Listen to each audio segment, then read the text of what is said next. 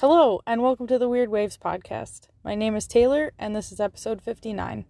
On this week's podcast, we are talking to Timothy A. Driscoll, aka Stoke Machine. If you have surfed Lake Michigan, there's an extremely high chance that you have seen this guy around before.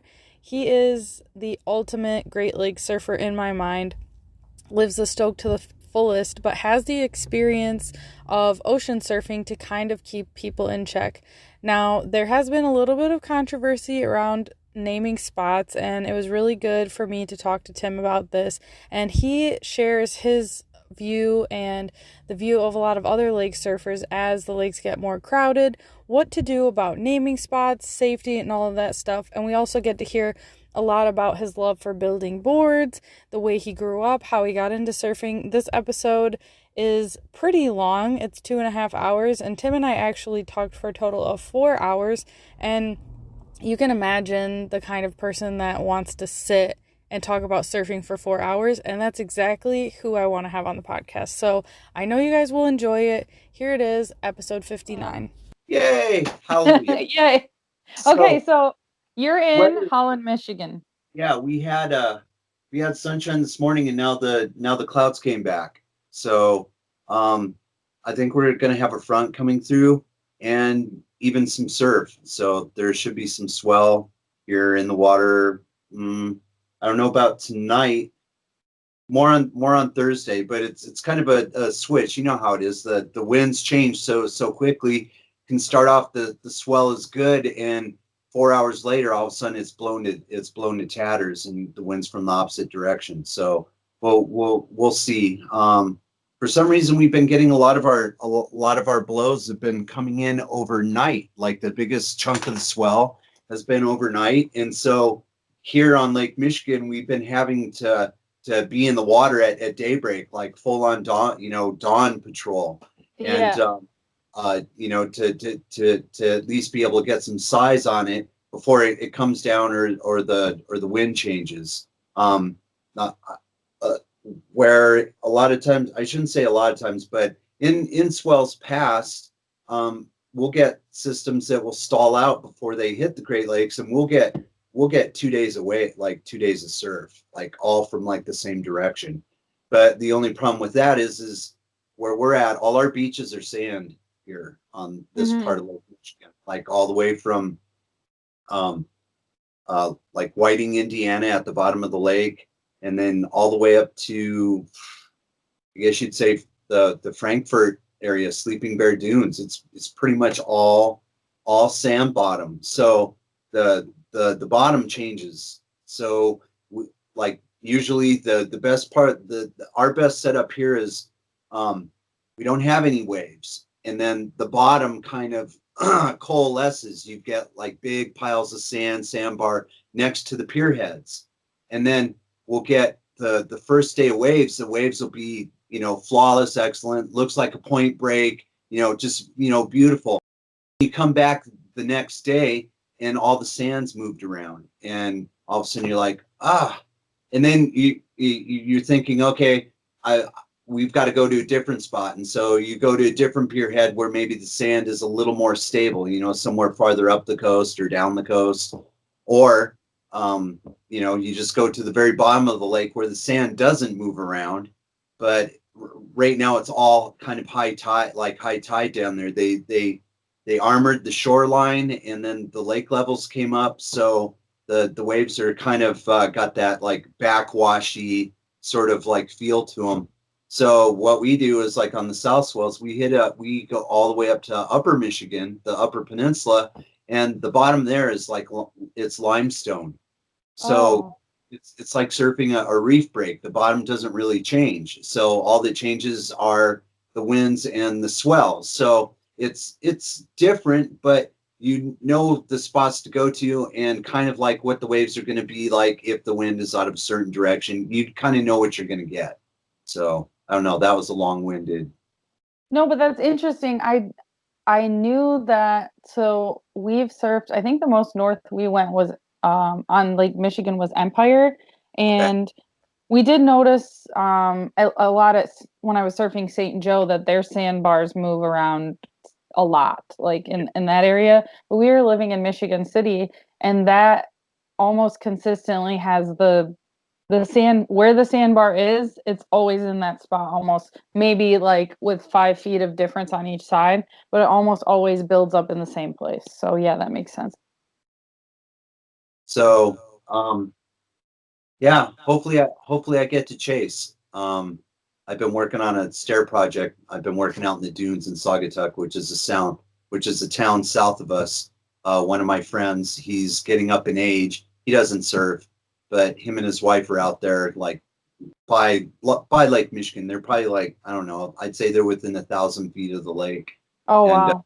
they have some old rotted steps and like a cot, like an extra cottage on the top of the hill. And so I pulled out like all the old steps and been replacing all the steps over like the last 2 weeks. So hopefully today I'm going to be able to get it done. If it doesn't start raining on us, I don't think it will, but yeah, it's just we have gray skies here. I'm sure you guys are blue skies down there.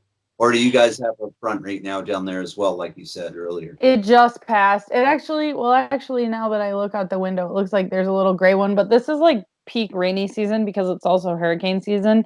So it'll dump for like 4 hours and then be blue. You know, we had like last week, I think it rained almost every single day. Like it was stormy for almost the whole week. Like it was just stormy. Okay. So Without it surf or with surf?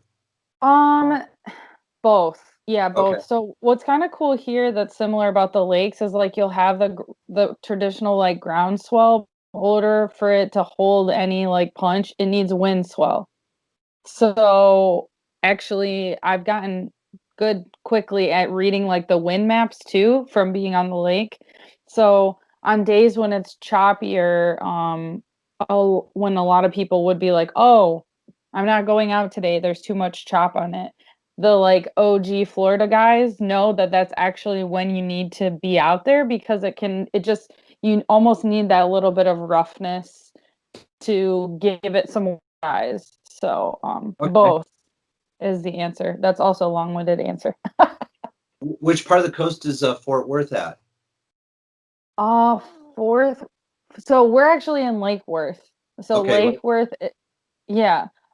It is the East Coast. It's about 10 minutes south of West Palm Beach and about an hour north of Miami.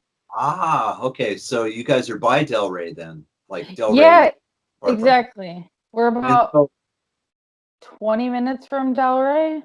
yeah, have people have told you about the Delray cut? No, but I don't know what the Delray Cut is, but I've heard that there's a unique band of surfers Yeah. there and that they're super aggressive. Um, Between the Bahamas, there's a channel, okay, and I forget how wide that stretch is. And like you said, most people don't go to the beach when there's east winds because Hmm. winds make it all choppy. Well, that I was told by Spunky, who owned Spunky Surf Shop up in Fort Pierce. That was kind of when I go to Florida, that's where I like to go is Fort Pierce because it's quiet. Hmm. It's old Florida. There's one high rise on the beach, and they got this massive state park. I don't know if I should even be talking about this, but anyways, everybody knows that, and they've got a webcam there now, and there's always good waves there. And then when the swell turns on, the waves get really good, and it gets heavy. A lot of sharks in the water, though. But Spunky, the owner of Spunky Surf Shop, told me about the channel in the Bahamas that will let east swell in. He's like, Delray can be double overhead, and other spots just to the north and south can be, waist high or non-existent. And he's like, that's kind of a secret. Like what you said, you had the OG surfers that said when there was a wind swell, that's when to be in the water. So yeah, I don't know if I gave you a bit of information that you Yeah. so, but and supposedly Delray is a spot like on the east swell. Delray is where where the waves focus from that cut in the Bahamas. So there's a huge stretch because normally the Bahamas block all the swell, but when the swell's from a certain direction, it shoots right into Del Rey. So I don't That's know. awesome. No, I didn't know that. We're still learning, that's what's cool about moving to a new spot is learning like, okay, the everybody's protective of their spots, right? So someone will tell you like, "Oh, it'll only work at this tide." And then you start going at that tide and then you're like, "Oh, well, there's a little bit of something. It's not the right tide, but I'm going to check it out." And you're like, "Oh, actually it works on this tide too." And this is Uh-huh. when everybody's out. So you got to learn all that stuff. So it's a good part of it. How long have you been surfing? Ooh, like if you count body surfing, as a child, that would be 50 years. Um, Awesome. on a surfboard, the first time I actually grabbed a real surfboard and paddled out on a surfboard was 1980 or 81, somewhere around there. So we're talking 39 years. Wow. So yeah, I'll be 55 this December. I'm technically a senior citizen this year, You're an but OG. but but I don't feel like it. God and God and surfing has kept me young. That's the easiest way to put it. Sure, I've gotten busted up before. I've broken fingers or ribs or near death experiences. Hit by my board. Near drownings. Et cetera, et cetera. But it's all kind of kept me. It's kind of kept me healthy. The the laying on your board, having your back arch, that is it called the supine position. For some reason, the way that my body's made, my body, I'm in better health if I spend a lot of time on my board. Um, uh, my back, between my shoulders, that's the only place that I have to focus stretching and and things like that.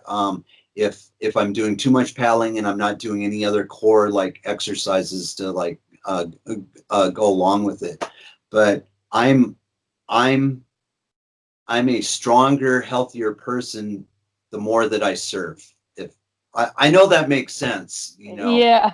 Yeah, because some people are like, yeah, I only got to surf once a month. If I had my choice, I would be surfing every single day. Yeah, I I would be because I would be near my target weight. I'm overweight right now. I'm probably like 25 to 30 pounds overweight right now. Um, uh, just because of uh, food is is kind of like my drug comfort food, or it's my comfort right now because I don't drink, I don't smoke, um, I don't smoke marijuana.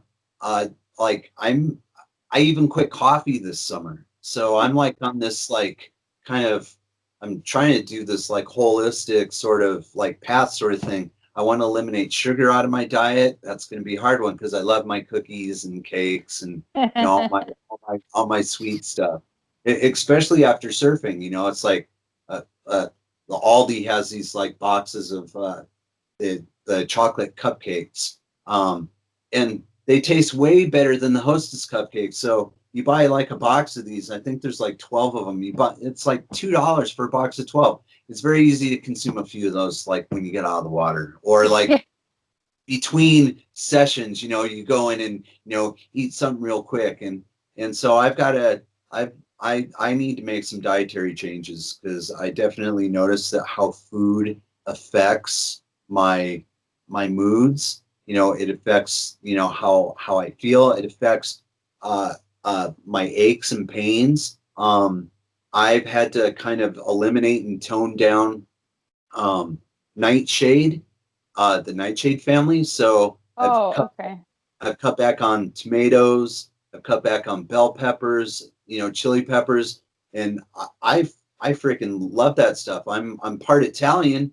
Uh, Spaghetti, it's like freaking a big pot of spaghetti. It's like so good, but after I eat it, I get skin problems. I get all achy. My back hurts. So I'm trying, as I've eliminated all these things, these foodstuffs out of my life, I'm learning how to fine tune my body, since I don't have anything to medicate away the like aches and pains. The only thing that I have is, stretching, core exercising, uh, staying busy, uh, sleeping properly, sleeping in a proper position. Um, uh, yeah, diet is super duper important. Yeah, for me, at my point, when I was younger, is when I started surfing. I started surfing in San Diego. Um, my dad was in the Navy, so we lived on, and that's how I got into the surf when I was at 4, because he was in the Vietnam War, and he was stationed on Oahu, and we lived on Pearl City Navy base, and so we went to the beach. That's what my mom did. She took us to the public pools, and we went to the beach. That was what we did for, I guess, what do you call it? Free fun, you know, the beach because it's free. And so that's what I did until I was like 9 years old. And then we've moved around the country a bit, lived in Washington State, lived in Minnesota for a spell, because that's where all their family is. Both my mom, my dad, their family is like most of them are in Minnesota. And so I understood the whole Midwest thing early on, because I lived in the Midwest from 9 to 15 years old, and then my dad reenlisted in the Navy. He quit after the Vietnam War because he felt guilty because he wasn't around. He was gone like 6 to 11 months out of the year. He wasn't around because he was off on a boat, off the coast of Vietnam, doing what they did during wartime. So I didn't really see my dad a whole lot, for a few years, and he felt bad. So he quit the Navy, got out, and that's how we ended up back in the Midwest, because my mom wanted to be back by all the relatives. So we ended up outside of St. Paul, Minneapolis. We lived like in the southeastern part called Cottage Grove. And so I got a good taste of, frigid cold. We had some, when we were in Minnesota, we had some like record breaking winters as far as like cold and snow goes. And so I went from that at 15 to San Diego, yeah, at 15. And that was a big change. That was my whole world was torn apart on one way, and the whole world was like kind of laid open before me. I was very, I don't know, when you're in the Midwest, you can have a pretty sheltered like lifestyle. And when I ended up in San Diego, it was not sheltered at all. Everything was on overdrive. And we lived in the valley, so I was a valley kid. And then we ended up moving on to one of the military bases in San Diego. I lived on NAS Miramar until I was like 19 years old. And in that time, I somehow gravitated into surfing. I can't say I was in love with the waves and being in the surf, but maybe the original motivation was like, wow, that's cool. And girls like surfers. And, there's when you're 15 years old, you're not like necessarily kind of like you, I don't know. It's definitely a raw sort of primal, like, experience. You're just, me at 15, I was in the moment, completely in the moment. So there wasn't a whole lot of thinking about it. All I know is I want to surf. I need to surf. I need to get my own surfboard, and I bought my first board was like a 5'8" Encinitas laser zap tri-fin. It was slightly waterlogged and delaminated, and my acquaintances sold it to me for way much more money than I should have paid. And it took me almost 6 months to be able to stand up and do a bottom turn. 6 months. There was no surf lessons back then. There was no surf coaching. There were no soft tops. the only thing you had that was soft, well, I had a boogie board, so for my first experience in 81 on a real surfboard to when I was standing up surfing on a real surfboard was probably a year, maybe even a little longer, a year and a half. I was on a boogie board. I learned the ocean. I learned the rhythm. I learned what sets were. I learned what you had to do to get underneath the waves. I learned how to wipe out, which is super important. People don't think about that, but like properly falling off your board keeps you from getting hurt, severely hurt or even killed. So I kind of learned all that stuff even before I got on a regular surfboard. And plus, when you're laying on your belly, the waves always look bigger. So the perspective changed. So I didn't necessarily have a fear of like bigger waves, and which almost killed me. One of my first in that period of time. Here, I'm going to tell you an interesting story. This is part of my perspective of early surfing. I borrowed my friend John's like 7.6 G&S single fin. Beautiful board, beautiful lines. It was kind of like a pipeline style sort of surfboard. It had wings on it, and it was a rounded pin. It didn't have it wasn't a complete pintail, but it was a rounded pin. 80, I believe, was 82, 83. My mom, I had her take me to the beach. They had just bought me a new wetsuit, a Primo wetsuit. It was a dive suit. And it was a Farmer John. So there were no sleeves on it. It's like a vest and long legs. And I had her drop me off at the beach in La Jolla. And I had her drop me off at the place where we usually go body surfing at. And hopefully the people in La Jolla don't get mad at me. This place called Marine Street. And in the middle of Marine Street, there's a break outside of it called the Rock Pile. North of Marine Street is a famous break called Horseshoes. Just to the south of Marine Street is called Little Point. And if you go around Little Point, then you're into Simmons and Windansea. And then past Windansea is Big Rock. So like there's all these like famous like surf spots and breaks, and Marine Street's kind of this like little out of the way place because you can be in like 10-foot face waves breaking right on the shore. So that was one of our favorite spots to body surf and boogie board. So my mom drops me off at the beach with this 7.6, and I remember as we rounded the corner on the way there, we took a different way to the beach, and when you're pulling into Pacific Beach near the pier, you can't see over the break wall because you're up above the actual boardwalk is elevated up above probably 30 feet above the beach, 40 feet above the beach. And I remember as we're driving in, I can see the tops of the waves like coming over and breaking and in my head, I didn't figure. I wasn't like, oh boy, it's massively huge. I shouldn't be going to the beach today. So we got to Marine Street. She drops me off. I jump in the water. And for some reason, I wanted to head out to Horseshoes. It looked big and perfect. It's like what you saw in the magazines. Like I'm gonna go tackle that. And I got out beyond the rock pile. There's no one in the water. Like no one was in the water. I was all by myself.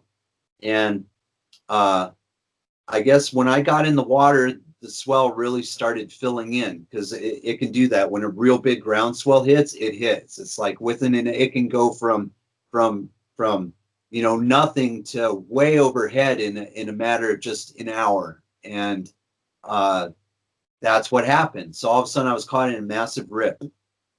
And so I'm probably 3/4 of a mile out to sea. And I don't have paddle arms, because I'm when you're boogie boarding, you're using your feet and your legs. You're I mean, there's a little bit of paddling, but it was definitely my legs were stronger. And Coast Guard helicopter flies over, and I wave at him, and not like a wave at him like come rescue me, but just like kind of wave at him. But I think they circled back and they had watched me get off my board, and I was like trying to kick my board in, into the beach. And so I was making headway towards the beach. Next thing I know, there's lifeguard trucks with their sirens on, and fire trucks with their lights on, and a crowd forming on the beach. And it turned into a complete circus. And while I was in the water, the beach disappeared.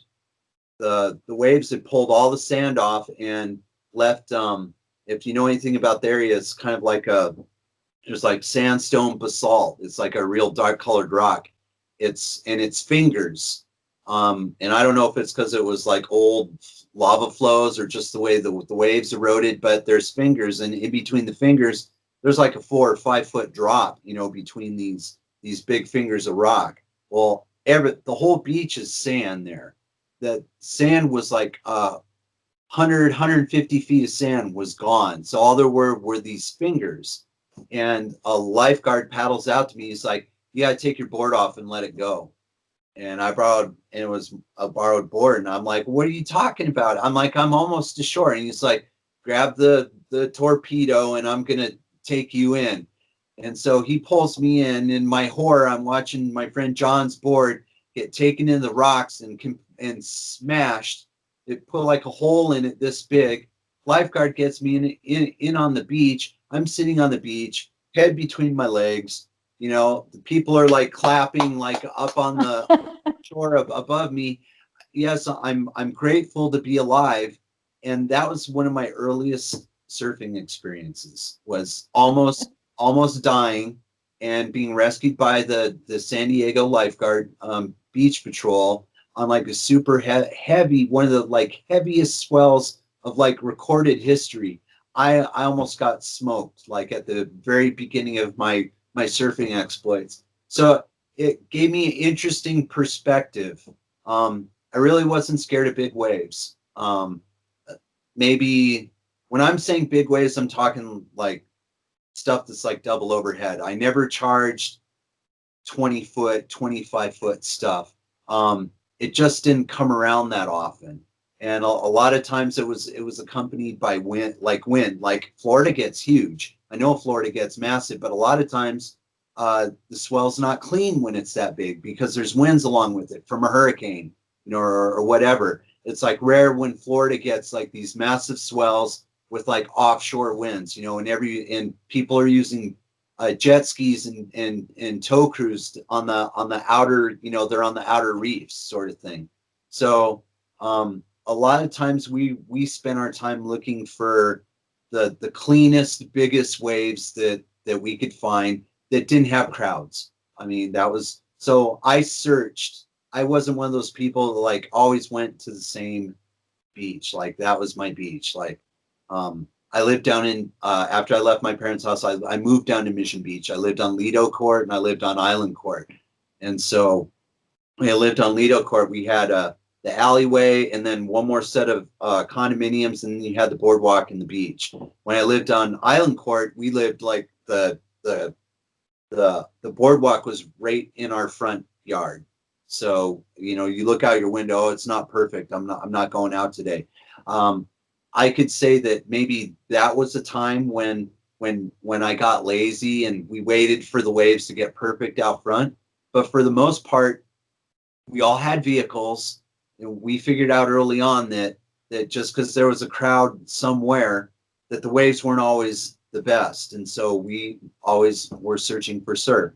So we ended up doing a lot of surfing in northern Mexico, northern Baja, between stretches of beach between Rosarita and Ensenada. And there's point breaks and heavy beach breaks, and you could camp for free. And that was kind of our escape from the crowded Southern California lineups. in the 80s was northern Mexico. That was what we did. We tried to get down there as much as we could. I think gas was like 80 cents a gallon at that point. and and you could buy you could buy tacos, the small tacos, cooked in front of you for 10 cents a piece. You buy, they're not like American sized tacos. They're like little tacos. You get like two tortilla shells about that big with some carne asada in it and super spicy. And you could eat for a couple dollars and then head down, just a couple doors down the panderia, the bakery. And for a little over $1, you could come out with a bag of pastries, donuts and stuff. And so Mexico for us was like, it made the most sense. We had the best waves, uncrowded. We ate well.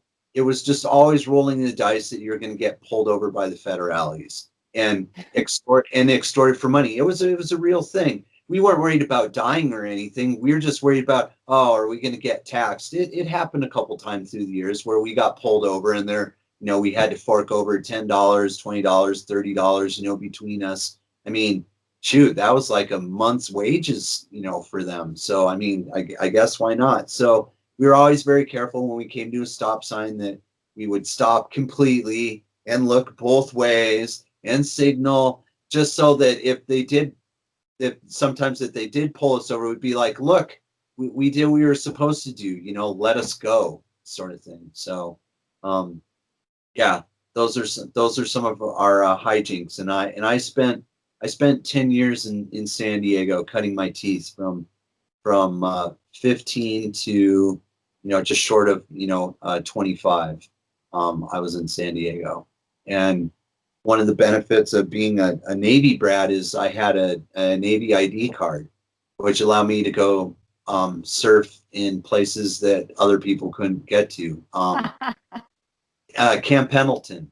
We used to go north in Camp Pendleton in the summertime, and we'd surf a place called Del Mar Beach, and it was heavy. It's a heavy spot that breaks kind of like Black's does. There's a marine canyon and a river mouth to the north that like always is pumping sand into the beach, and a lot of times it was just like me and my friends. Where just on the other side of the Oceanside Harbor, there's 100 guys out at the jetties, completely crowded, zooed out. Here we are on the military base, and it's just us, 4 or 5 of us. I had a big Ford pickup, and so I was one of those people that always, the boards went in the back and always picked up extra riders. There was always usually always 4 or 5 of us, like on our trips. So, and it wasn't illegal to ride in the back of the trucks back then.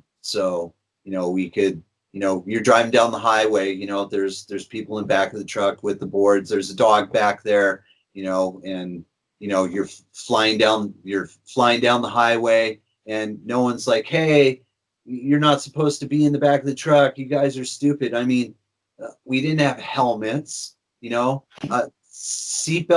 seatbelts became mandatory, after I started driving. Same with car insurance. We didn't have car insurance. There's no, it wasn't mandatory. Like, we survived like all this stuff somehow, some way. I came out alive, and San Diego was a great experience. So I know what you're talking about, like moving, when you move away from the Great Lakes, you develop certain habits and attitudes, and then when you come to the Great Lakes, it's very easy to just be stoked, to just completely grateful for what we have here. What I've had to struggle with here is being protective. I'm protective of what we have here, because I realize, because of all I've done traveling outside of San Diego as well. I've surfed other places too, and I've seen the damage from encroachment and pollution and industrialization, and everybody moving to the beach in an area, and all of a sudden the poor surfers and the poor families, single parents and stuff who are found their little like piece of paradise, all of a sudden are priced out of the market. They've got to either move inland or move someplace else. And the Great Lakes kind of became that for me, because I moved here in 2009. I married a gal who was from here, from Michigan. She's a Michigan native, and I married her in 2004, and we had my son, and we wanted my son to be near the in-laws, her family, which is up in the Thumb area of Michigan, in the Mitten. So there, she grew up in this area, and so we moved back. It was a choice between, because I was in Seattle at that point. It was a choice between Wilmington, North Carolina, or Holland, Michigan. So yeah, some people go, "What kind of decision is that?" Well, my wife told me that when she stayed here in Holland, her sister went to the local college, went to Hope College here, and so Laura, she ended up staying here for I don't know how long she stayed, maybe half a year, somewhere around there. She's like, the beaches are incredible, and there's waves. I remember big waves, and so she told me that. And I remember scouring the internet in the early 2000s looking for pictures of surf on the Great Lakes, and all I could see was like pictures of like knee-high sloppy stuff. And I'm like, really? I'm going to go back to that. And I'm like, okay, I'll do that for my family. I'll go back to Michigan, and we'll tough it out for a few years. Who knows how long we'll be here for? Who knows what this is going to be like? Well, my first year here in 2009, I went to the beach when it was windy, and my first time I went was in springtime. I went out to Holland State Park, and I mean, super windy. It was like 40-mile-an-hour winds, and it was kind of side offshore. And you hear these like kind of perfect little offshore knee-high waves rolling through, and there's people in the lineup, and I'm looking at that and looking at the wind going, really, God, this is what I'm gonna have to, this is like my future. And I went to Grand Haven a few times during that summer, and it was a different sort of wave. It had more punch to it. It was a little bit more kind of a California vibe. Everybody's packed in one spot, right up against the jetty at this place called the Rock Pile. Matt Smolinski and them, they're all up there. They're the Grand Haven crew, and I went up there, and it kind of clicked. I'm like, okay, you can surf here on the Great Lakes. There's potential. And then when that fall hit, I was pretty much blown away with what I saw, with the size of the waves. And then I was also blown away with how freaking cold, how cold it was. And that, that our thickest suit on the West Coast, living in the Pacific Northwest. See, after Seattle, after San Diego, I ended up in Seattle. And so that was my first taste of kind of like wilderness surfing, where I would go out to the coast all by myself for a week at a time, and I'd be surfing alone. And, there'd be bald eagles in the sky, and, deer and all kinds of wildlife, and, just kind of alone. And, you had to have your wits about you to, you didn't want to fall down a hill and, be stuck at the bottom of a hill at a beach where no one comes to for a week, be stuck down there for a week with a broken leg, not trying to get out. Or sharks, big sharks in the water. You kind of had to listen to your instincts, like when your instincts, your gut was telling you don't go in the water, like the hairs are standing up on the back of your neck.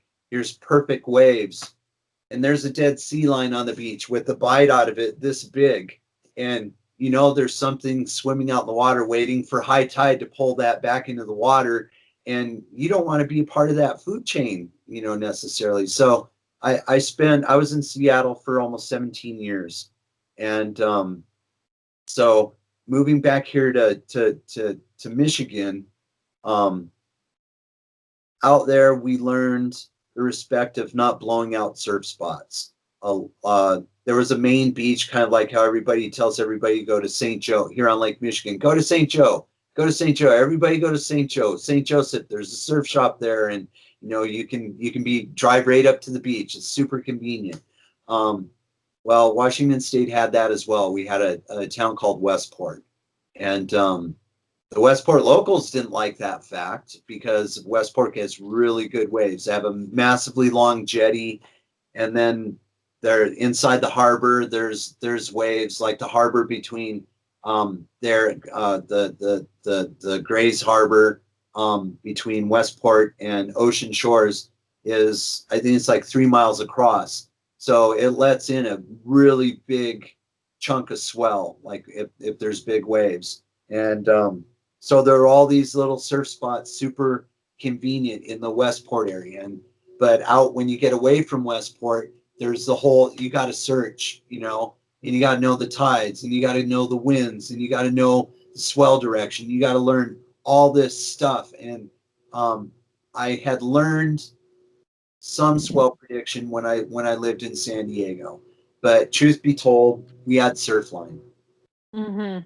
You just called up Surfline, or you listened to the surf forecast on the radio, and you could pretty much tell like what was coming, or you know where to go. And you know after a while that we knew where to go anyways. You know, your gut just tells you, you know, hey, we should be up in North County today, or hey, we should go down to Imperial Beach, or we should be down in Mexico, or you know, let's go up to Trestles for this. You know, the Washington coast, kind of the same thing. It took a few years to wire, but incredible beauty, incredible waves, incredible isolation. Now I don't know if it's that way now. I think there's a bigger surf scene, but in Washington, the locals, the people that I met, and you know throughout my years there, they were the ones that taught me to not run my mouth, you know, on the internet, you know, to share, yeah, you know, share Stoke, share Aloha, take people places, you know, show them the beauty that you found, but there's no reason to blast it all over the internet. And it it it kept the crowds not always at Westport because people figured it out that there were waves in other places, but it made it so everybody wasn't all at one spot. It spread the crowds out, you know, at all these different places there could be. And so everybody got kind of that pioneer sort of uh, mentality, adventure. You know, you're going on an adventure. You didn't know what, you know, you didn't know what was going to happen. You know, you didn't know how many people were going to be in the water. You know how good the waves were going to be. You know, you didn't know exactly how the weather was going to be. You didn't know if there was going to be disaster, or your vehicle was going to break down, or you're going to end up having to hitchhike back into town. You know, all this stuff. It was like I learned all that because in Southern California it wasn't necessarily that way. Everything was, it's all right there for the taking if you want it. And so the Pacific Northwest was completely different. It was definitely, you had to search. If you really wanted to find super good uncrowded waves, you had to search for it. And so when I came here to Michigan, um, having that attitude, I knew, okay, we're going to have to do some driving. We're going to have to do some exploring. And it took me about 3 years to figure out what was going on here. Um, when I first got to the Great Lakes, people were not that friendly. People people were very secretive about, you know, surf spots and what made it work. All we had was Third Coast Forum at that time. We didn't have, um, I mean, Facebook was new. I think, I forget what year Facebook kind of launched. I think it was might have been 2008, somewhere around there, 2009. I know Facebook was an entity before that, but they were using out at the colleges, and stuff. So before it like hit I think MySpace was the big thing at that point, and I didn't even have a MySpace account. So all we had was Third Coast Forum, and everybody was very, very hush hush. And when you put pictures up of surf spots, people didn't talk about the name of the surf spot. They didn't name, this is Holland State Park, or this is St. Joe, or this is Cleveland, or this is, it was, and if you ask questions, people were incredibly, incredibly hostile, incredibly snarky and rude and mean. Cleveland, you had the Wagner's, the Wagner Surf Crew Club, and those guys would get on Third Coast Forum and just tear people apart. I mean, but in kind of like a jokingly sort of way, like, you're like elbowing somebody in the ribs sort of thing. And so that was kind of like my hazing to the Great Lakes. And I remember the winter of 2011. There was we went up to the UP, and that's where my eyes were kind of truly open to like what was possible here on Lake Michigan. And I was blown away. I was just completely blown away. We had super good waves, and it wasn't huge, but it was near perfect. And the Great Lakes are, the swell doesn't come from far away, so during a swell event, it's nonstop. It's like somebody puts quarters in the wave machine, and it's relentless. And I truly like fell in love with the Great Lakes at that point. And we slowly met people, online or at the beach, and they'd be like, hey, come up here and surf, or come over here and surf, and call me, and come to this bonfire, or let's go out to eat after surfing. And everybody, that's where everybody talked about the surf spots. People didn't talk online about the surf spots. People talked face to face about the beautiful spots, the different places on the Great Lakes. Like that was the beauty of it. People wanted real connection. People wanted friendship. People didn't want to be used. People wanted to have a personal interaction with you. They didn't want to see you behind from a screen. They wanted to get to know you. They wanted to see your face. I know that we've got Zoom and Skype and everything. We can do this now and see each other, so you can read the other person's body language. But I think that's what was going on here in the Great Lakes. People wanted to have connection with each other, and I had to put away my prejudices of that I was coming to the Great Lakes, that I knew everything, that I knew better, and I knew what was really going on. And the people of the Great Lakes, they're all just a bunch of Midwest, backwoods, Midwesterners. And I was so wrong. I mean, I was so wrong in that assertion. Like when I got to know people, I figured out a lot of the guys here traveled. They traveled to Florida, they traveled to Jersey, they traveled to California, they traveled to Mexico, they traveled to Costa Rica, they traveled to Peru, they traveled to Indonesia, they traveled to Hawaii, they traveled all over the place, and so they had just as big a grasp on surfing as I did, but maybe even more, because since they grew up in the Great Lakes, they had the perspective of what it meant to be from the Midwest, which was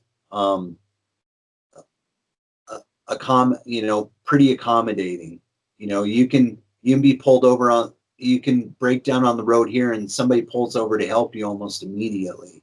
It's not like that in other places. If you're in need of help here, people are helpful.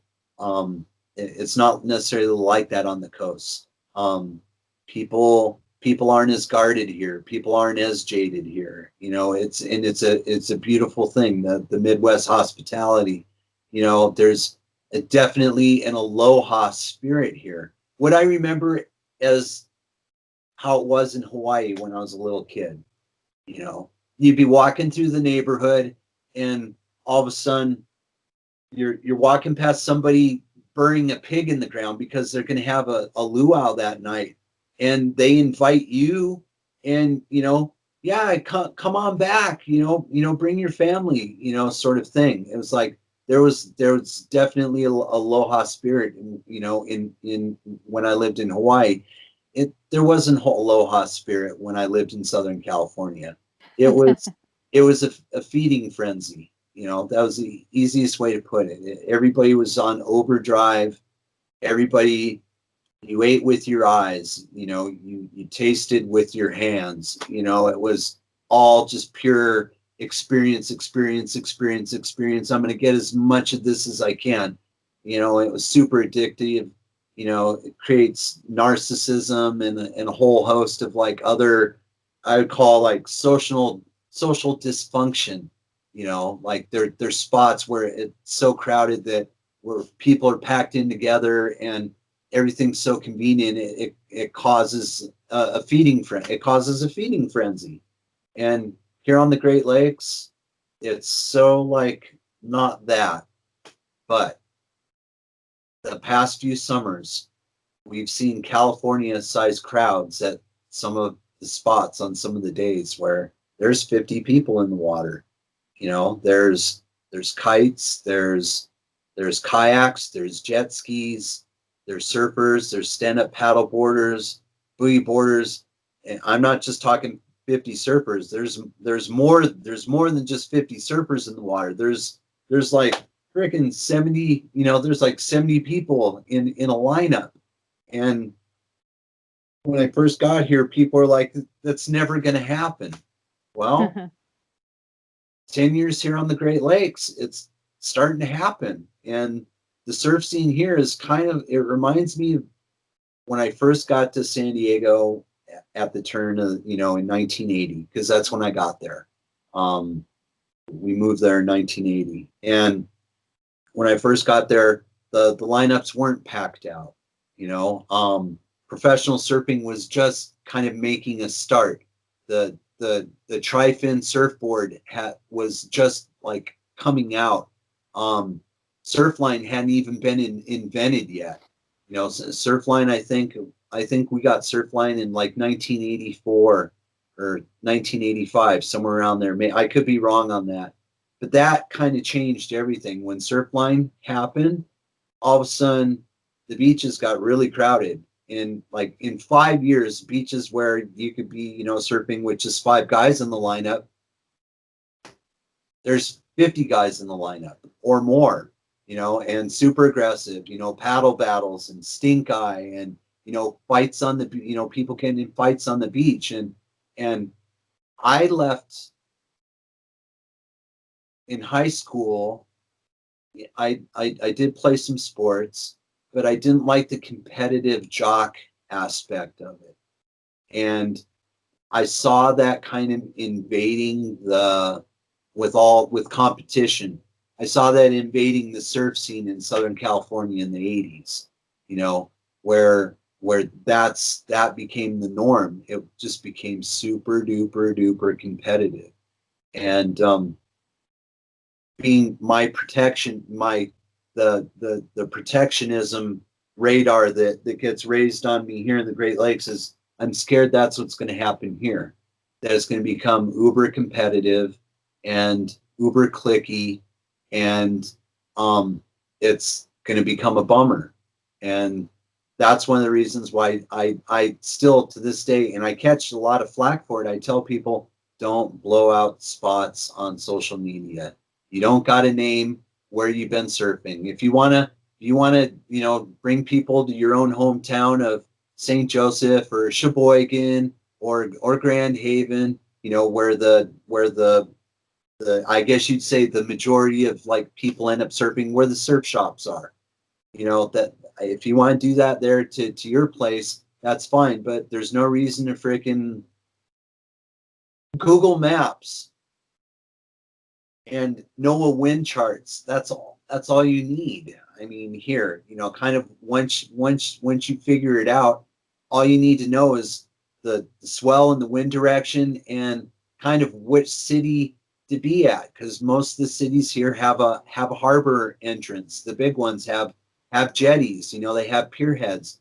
There's going to be waves on one side or the other. Depending on the wind and the waves, and so the need to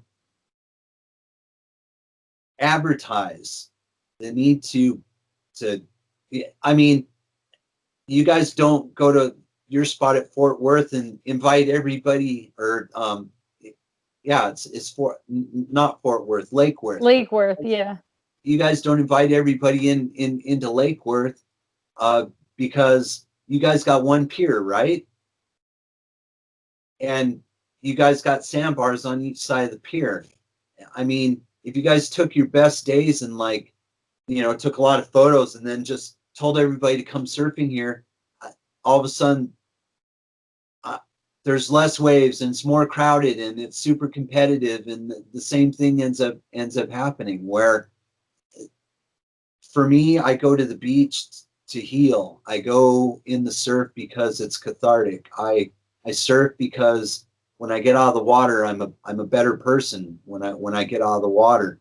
And the Southern California thing, that's not always the case, or spots of Florida or other places. You go in the water and instead of coming out of the water feeling clean, you come out of the water feeling agitated and sad and bummed out at the meanness that is going on around you, and hence my protectionism for here on the Great Lakes.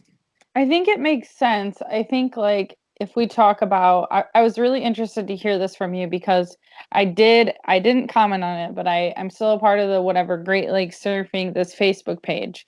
And I guess because we only lived relative and time wise a short time on the lakes. We were only there for 4 years. And so I feel like I can see both sides of that issue, because when you first go there, you're so, first of all, surprised, and second of all, stoked that you start posting on social media, because I did it. I definitely am guilty of doing that.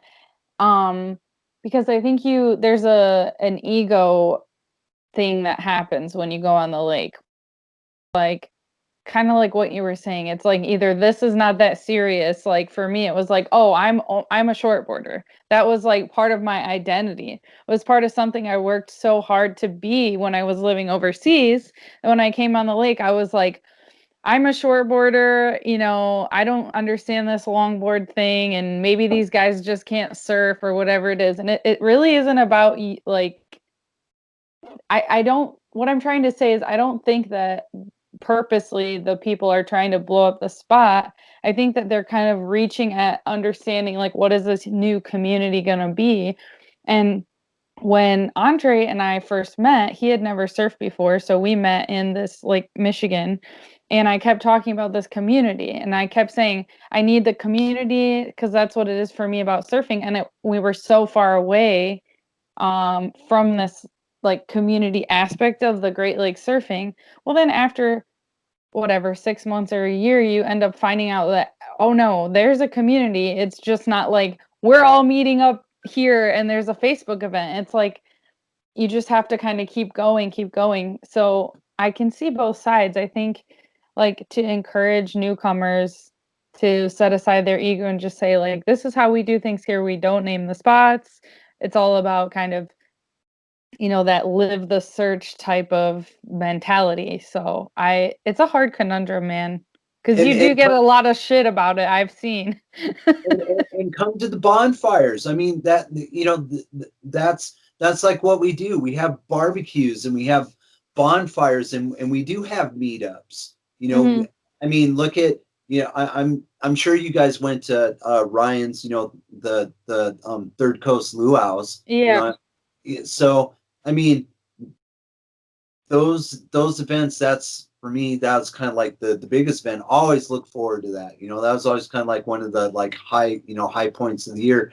But away from that, there's people we get together, regularly, every couple of weeks. There'll be, some of us meeting at so and so's house or so and so's house, sort of thing.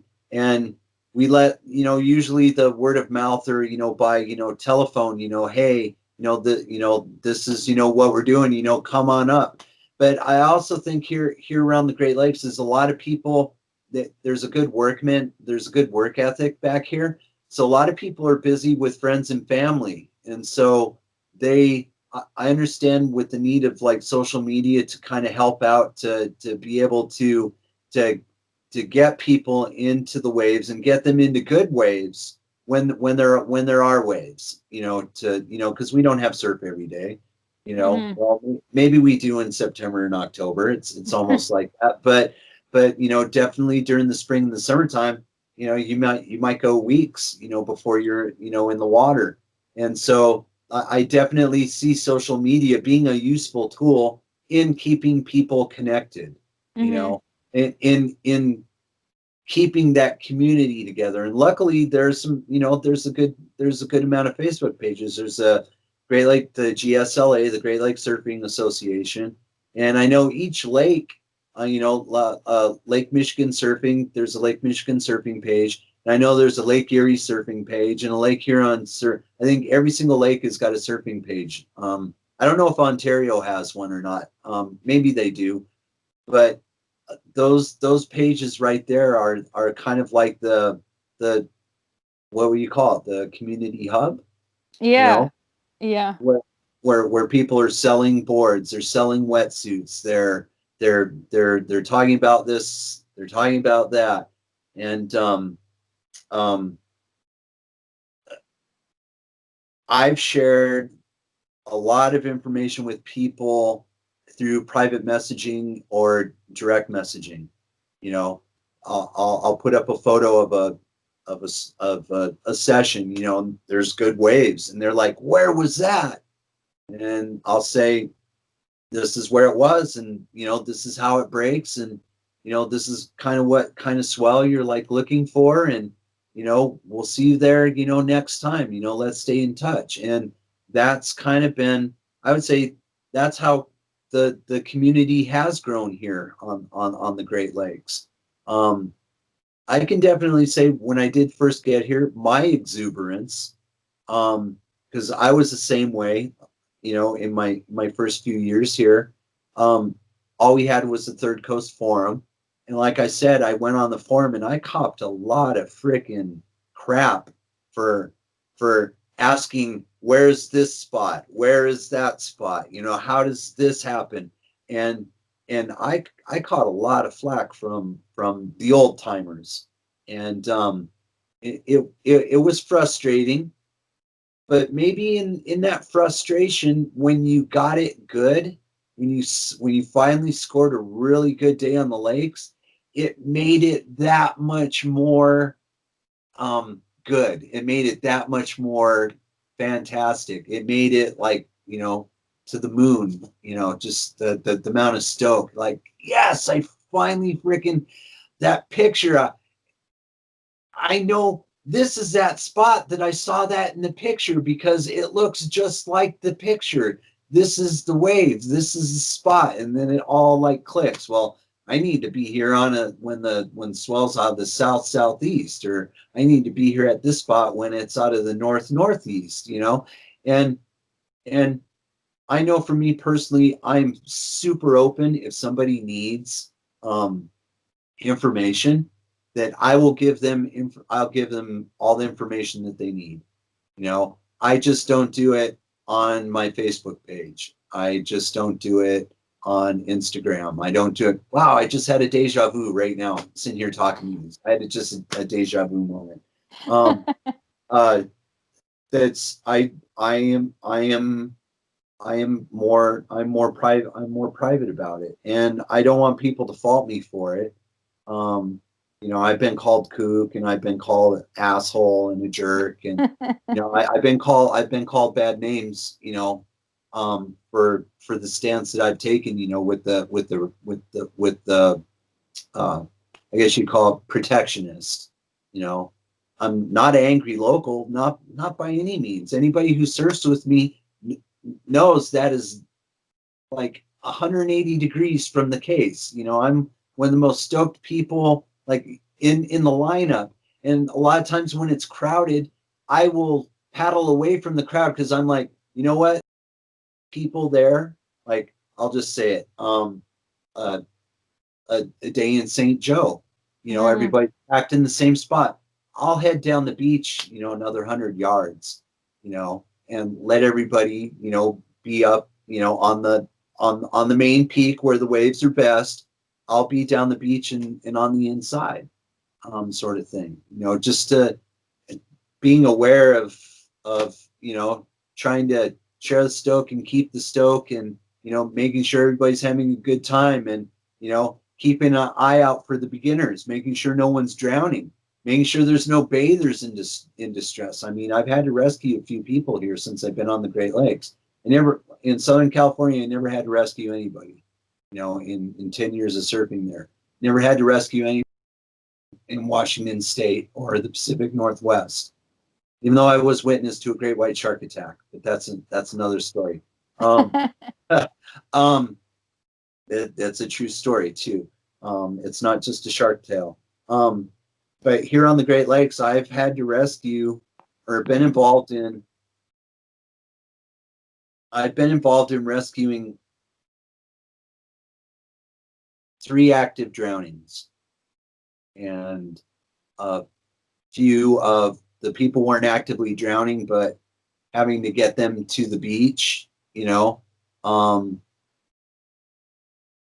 more. So yeah, I've been involved and that's been through like three separate incidences. Do you think it's my theory? I'm curious to know what your theory is. My theory has always been fear, that for some reason, because it's a lake and not an ocean, that people like the name is why people don't fear it. And so because they don't fear it, they don't respect it, and then they get in trouble. Because I've also had to rescue people, and I just wonder if that's, I don't know, what's your take on the drowning situation? The short period swell.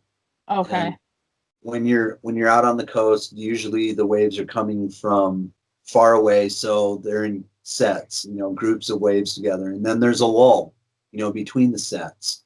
Only if there's something close by, like like a wind swell, a California style wind swell. There may not be a whole lot of sets because the swell's being generated, close to the coast, and it mimics the Great Lakes when it's like that. It's stormy, sort of thing. And like you said, I think when people think of the ocean, there's a natural respect. Like I could drown here, or something could eat me, or something could eat my kids. And so people are more aware and more cautious.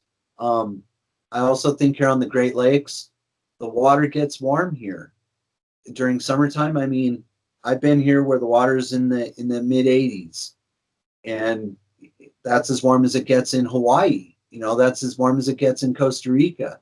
And so you got these people who come from all over, and like you said, that mentality, it's a lake and super warm water, it's super inviting, and there's waves.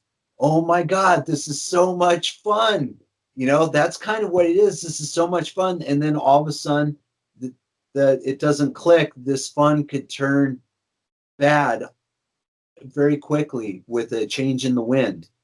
I mean, that's what it comes down to. That the winds change, and all of a sudden, where there were no winds, or the winds were blowing out of the south, you're on the north side of a pier head. You were on the leeward side of a pier head, and all of a sudden the wind starts gently blowing out of the west northwest, and then 40 minutes later there's big gusts out of the northwest. Next, it's like a bathtub with water splashing around, and one mouthful of water,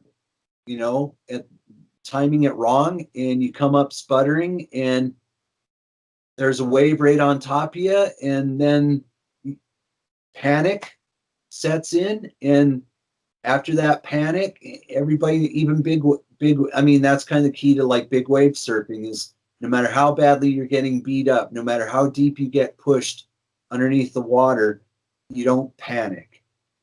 Like panic will kill you, because panic, your logic leaves you, and the animal instincts take over, which is get a breath of air as quick as possible, instead of like wait until there's a wait to take a breath of air between the waves. I know that makes sense to you, but maybe non-surfers it doesn't. And that whole timing your breath and not panicking is a difference between drowning and not drowning. And also panic speeds your heart rate up too, so you need more oxygen. That was yeah. I learned that too when I was surfing in New Zealand. It was like breath work, and it was like just when you're under and you're getting, taking them on the head is what they would call it there. It was like put your mind in a calm state, no matter how and always keep your eyes open underwater. That was the other thing.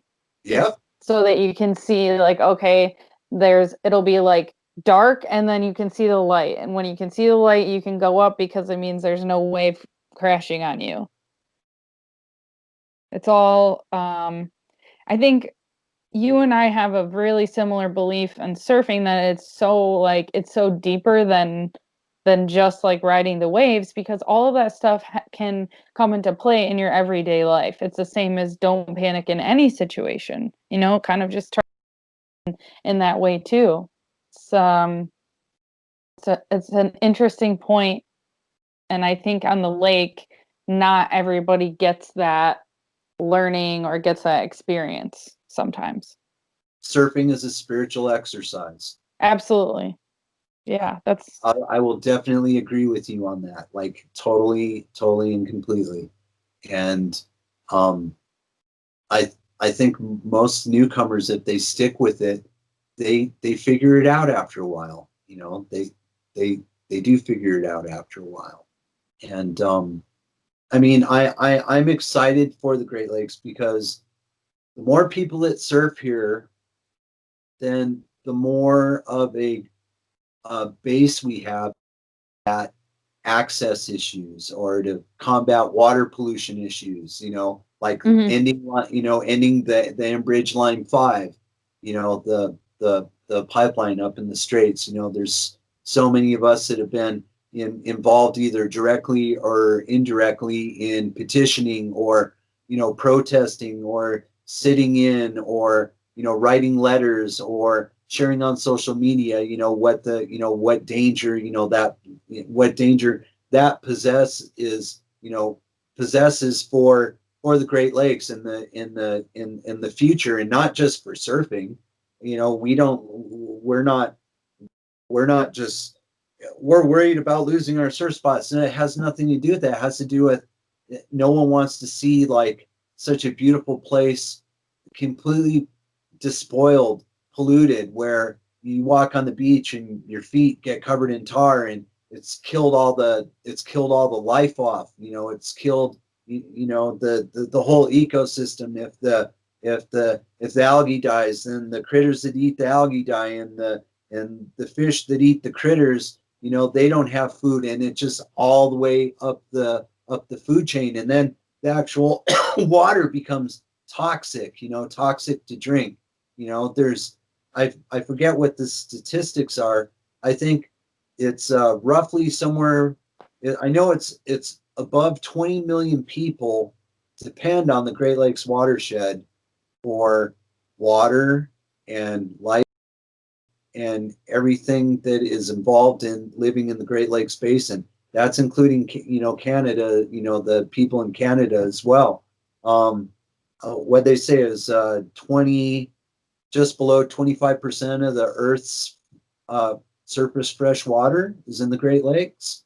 And I think it's just above 90% of the United States freshwater supply, surface freshwater supplies here in the Great Lakes. I mean, it's almost like it's a point of like national security, the health of the Great Lakes.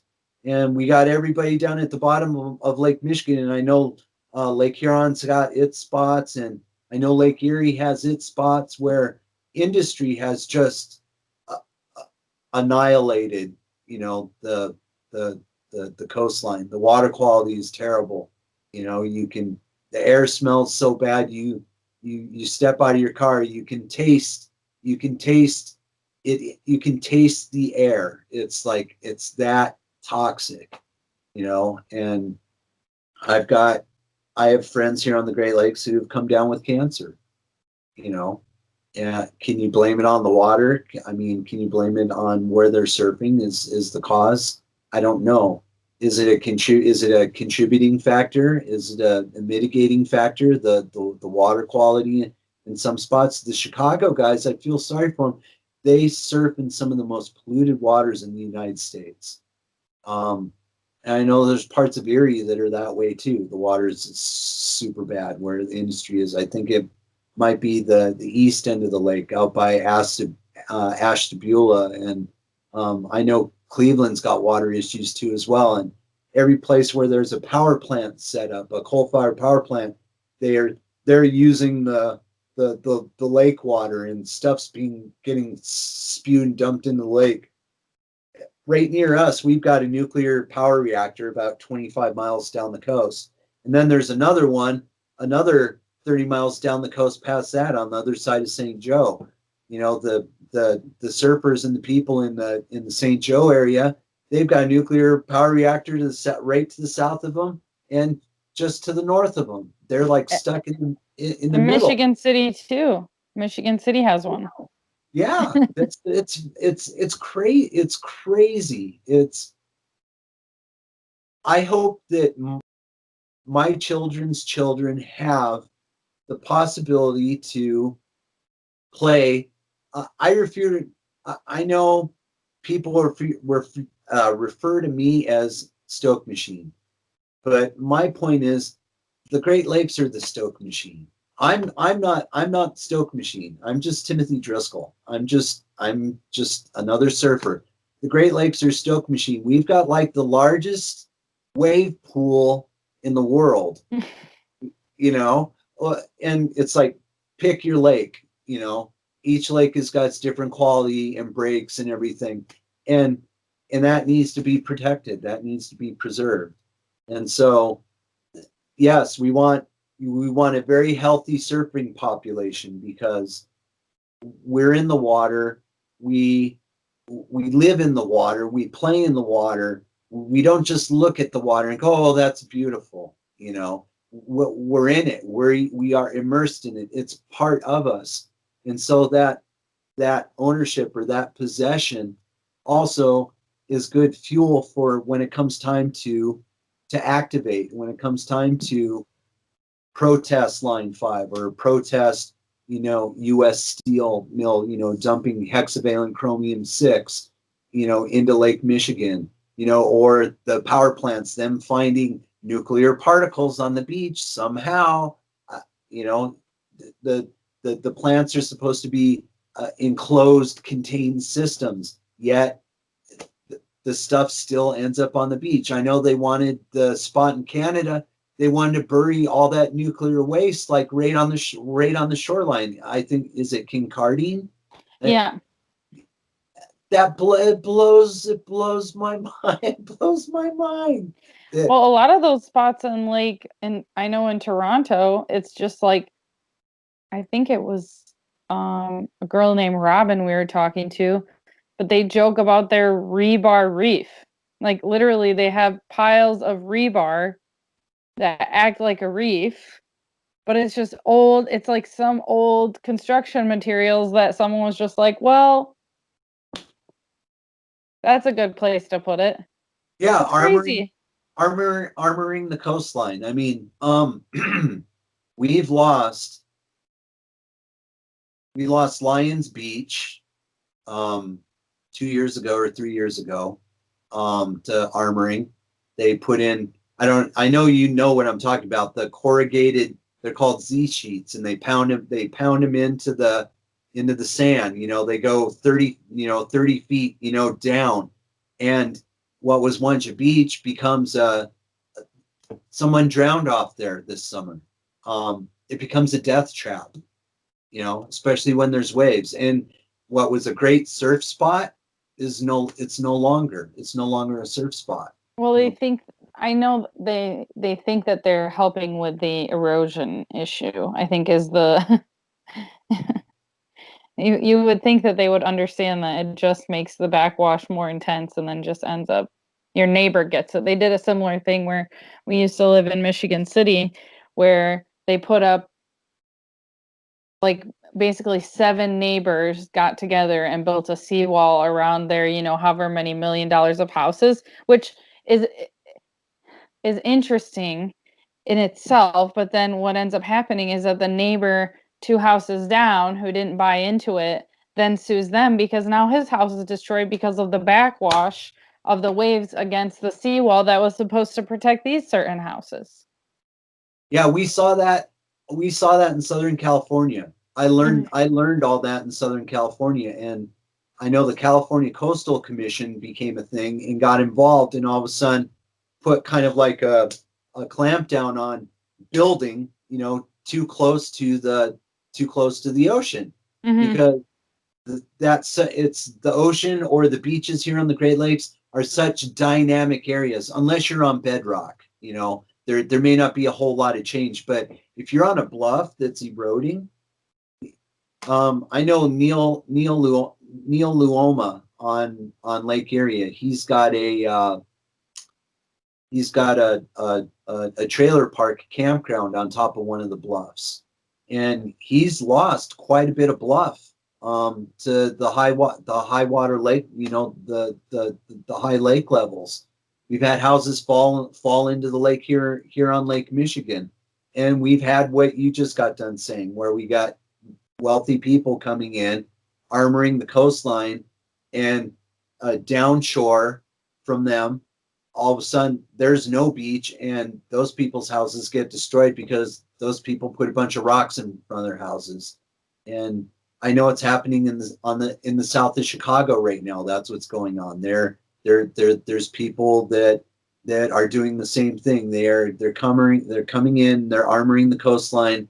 And I know my trip to Lake Erie, I couldn't believe the amount of debris that was in the water at spots, how much rock had been dumped. You could tell that was not natural, because you know what concrete looks like. You know what riprap looks like. When I say riprap, I mean, the big massive boulders that they used to Mhm. build cities.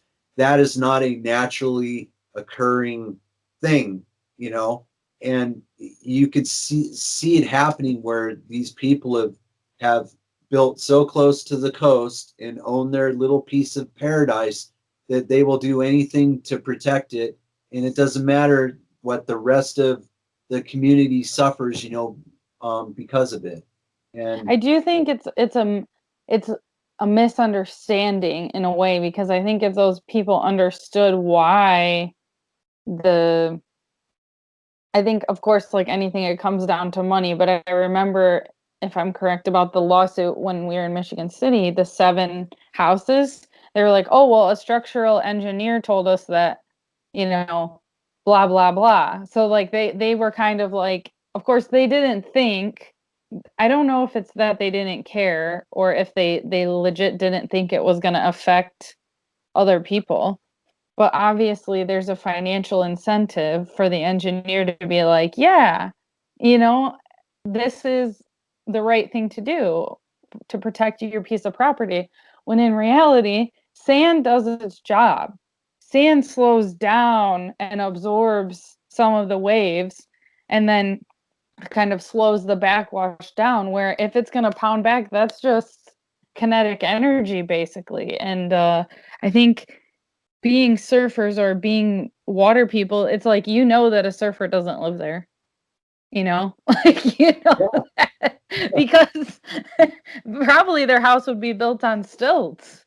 It's like, Yeah, like in Outer Banks, all their houses are yeah, up off the beach. and the thing is that it moves around. Like the dunes have been moving for millions and potentially billions of years, and what's here now, it could be that in 20 years the water will be super low. I mean, I remember as well, I had a client who was saying that she's a real estate agent in this Michigan City area. And now it would have been whatever 4 years ago when the water levels were so low, right? And so the real estate agents were having a field day, like, yeah, this is all your beach, even though there's no private beaches in Indiana, right? Right. So selling all these houses. This is look at all this beach you've got. It's huge. And then the next year, record highs. Where's my beach? Beach is like this big, It's when you are a part of the being in the front lines, I guess, of seeing what the water can do, then you can kind of understand that, but it's a strange situation. Yeah, I think that's where a healthy surfing population that is not just competitive, trying to get their waves, which I'll say, back to the whole Southern California culture. I mean, it's not all bad down there. I that's not what I'm saying. I'm not saying they're lost and they're that it's all bad, but having a healthy surf community makes it so that you can deal with issues like this, and deal with them in a way where you can educate the community that are non-surfers, the people that just come down to enjoy the beach, and even people that don't even like live at the beach or don't even frequent the beach that much, that you're able to educate them why certain things should be this way, why you shouldn't dump a pile of rocks here, why you shouldn't build a jetty there, um, why you shouldn't dump toxic chemicals into the lake, why why your city wastewater treatment plants should be updated to modern standards so that you're not just pumping raw sewage every time there's a rain. I know down on your end where you're talking about Michigan City, some of the rivers down there, that's what would happen. They would just overflow all their effluent into the lake, every time that it rained heavily. And I know Chicago's got a ditch that does that as well too. That every time it rains heavy, they open that up so all the garbage that they've ends up out in the lake. And then us as surfers, we're on the beach when no one else is, and we're walking through trash. We're walking through piles of plastic. We're walking through balloons. We're walking through, shell casings. We're walking through condoms. We're walking through syringes. We're walking through cups and styrofoam. I can't believe the amount of small little pieces of styrofoam that are like left like all over the beach. And oh, I guess poor us. We've got to look at that. No one should really have to look at that. And the animals shouldn't have to ingest that. I've seen fish and birds, a dead bird on the beach, and it's opened up, and what's in its guts? It's got plastic in its guts, on the south end of Chicago. I've taken pictures of that where the birds have ingested a bunch of plastic. Now, I don't know if that's what killed them, but there they are, plastic in their stomachs, in their bird cage, like dead on the beach, and so I know there's some protecting that needs to happen here on the Great Lakes, and the only way that can happen is with a healthy surf culture and with a healthy surf community. Everybody kind of being in unison, on that, where I don't know. It's still rough because you got some people that say jobs are more important. Like, If you don't have jobs, then you can't live here, sort of thing. Like no one can afford to live here if there are no jobs. So as a surfer, there's no one magic bullet to to to cure or to fix all of this. Um, it, everybody's going to have to shoulder the burden. But a lot of what has happened is the burden has been completely put on the taxpayers. Um, I'll use Portage, which is, I think it's called Lakeview or Lakefront Park. It's across the ditch from U.S. Steel where the lawsuit is that Surfrider has. That beach was donated to the United States government or to Indiana. Here, we're going to give you all this acreage, and you guys can have it. But what was on that acreage was leach ponds, and what was in those leach ponds was arsenic and cadmium and all kinds of heavy metals. So here all this property is given over to the public commons, completely polluted and toxic, like it's a good thing. And then, oh, guess who gets to pay for the cleanup? Yeah, we get a park out of it, but the public's on the hook for all the cleanup, and the people that did the polluting they're not on the hook for anything. They just set up shop up the beach or down the beach. And that it's over and over and over again, and it becomes more expensive, and the taxes become higher, and the people on the lakefront properties are like, I pay $13,000 a year in taxes to live here on the beach. This should be my beach. No one should be able to walk on my beach. This is my beach. I pay all these taxes. So it's like it's this whole like circular sort of back to that like feeding like frenzy. And I think if things were managed better, and I know people hate that because, I mean, that's one of the reasons why I don't like lifeguards on our beaches. I don't like lifeguards on our beaches because they tell us we can't surf. Every time you can't surf here and you can't surf now. Like you've got to go somewhere. You go find something else to do. I'm not one for all about regulation. I'm one for, there's a little bit of anarchist in me, and I know people get confused about what anarchy means, and anarchy just means self-rule. It's not that there are no rules, it's that there's self-rule, that common sense and wisdom, that everybody should be able to govern their immediate sphere into. I think everybody kind of wants the same thing. Everybody wants to love, everybody wants to be loved, everybody wants to belong, everybody wants to be useful. There's like common core, I think, with every intrinsic values that all humans are kind of born with, these same like instincts, these same needs sort of thing. And within that, there should be some sort of common wisdom, but like you said, the dumping of the rocks, the people are just looking at protecting their homes, their little community, so they can afford to spend how many ever millions of dollars to have their section of beach armored. And then it ruins it for a quarter of them, the people who live for a quarter mile down below them. It completely ruins their experience. And then all the money to spend in court and all the bad feelings and bad vibes and just all of it is like, it just makes me want to go surfing. Yeah. Yeah. Well, because the thing is that when you're actually surfing, what's funny is that it's not when you're thinking about any of that stuff.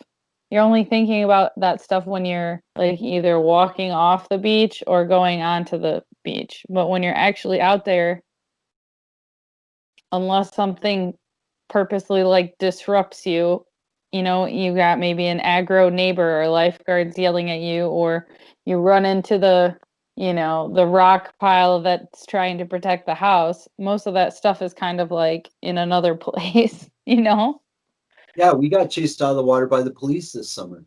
Oh, at which beach? We were in St. Joseph on the south end, just north of Lions Park. It was a night that person that they lost. Lake Michigan took 3 lives that evening. I think They I lost read one, about that. one in St. Joe, one down in Warren Dunes, and where was the other one? It might have been Michigan City. Probably. Yeah, and there was a northwest swell, and there wasn't a whole lot of wind on it, but the waves came up, and on a north swell, it always gets bigger as it goes towards the bottom of the lake, and you had swimmers going in the water near dark, later in the afternoon, um, and that's when the waves came up, and then that's where the accidents happen. And so the drama that happened down at Lions Park in front of the Z Sheets, the police, they cleared the water from Silver Beach all the way down to Lions, and we were one of the last people to get chased out of the water. They yelled at us for like 10 minutes to get out of the water. They had their sirens on and everything, and it was a nice, peaceful, surfing experience. In kind of until then. I mean, we saw the rescue boats and everything, and everybody just kind of stayed away because the lifeguards were already involved. They usually don't like surfers getting wrapped up in their business when they're doing a rescue. They don't want us there, for whatever liability reasons. So everybody stayed away. And then it was probably, I don't know, right around sunset when we watched the sirens up towards Silver Beach, and then slowly end up coming all the way down in front of us. And it was me and one other guy in the water, my friend Paul. And we were in the water, and they yelled and screamed at us to get out. And that's the first time that I've been chased out of the water here on the Great Lakes by the police. So, yeah, that was interesting. That was a new experience. And there are beaches where you're not allowed to surf when it's a red flag day. Ludington is one of those places. Yeah, Um, I know there's a couple. Sorry, I have to interrupt you for 2 seconds. I'm gonna sure. go to the bathroom really quick. All right. I'll Maybe come right back. should I do that too then? Yeah, let's take a break, actually. Lucky you, you're getting to wear shorts. Oh, yeah. Yeah. It's, when we first moved here, started wearing so many dresses. I wasn't really a dress kind of girl, but now I am just because it's so like cool and breezy. So now I'm a dress girl. It's funny. I like Um, that. I like your tattoo on your arm. Is that a shark? That's a shark mouth, right? yep. Okay. That almost looks like a New Zealand type of tattoo or something. This one is not. It's just the style of the guy who did it. Okay. It's kind of like this older style. I do have this New Zealand one here, actually. Oh wow. Look Yeah, at that. That's awesome. yeah, this is actually the outline of like where I learned to surf. This is like the coastal bay of where I used to live and surf. Oh, So, that's freaking awesome. Right on, thank Taylor. you. Was that Yeah, was that painful around the ankle? yeah, and you know what? It took so long to heal. That was the thing because there's so little like everywhere you have the same layers of skin, but around there the skin is so thin, there's not a lot of fat. Okay. So, yeah, it was such a weird healing process. I kept, asking the tattoo artist is my friend. So I kept asking him like, is it okay? Like, is it fine? And he's like, if it's not okay, you'll know that it's like not healing okay. I said, all right. So But that probably kept you out of the water for a little while then too. only a week. Yeah, Okay. only a week. So it wasn't too bad. And where I was living too, it's one of those things where there was never not waves. So to take a week off, it was like, it was not a huge deal because you knew that you could just kind of get back into it. But yeah, those are my two favorites for sure. For sure. Yeah, I it's funny.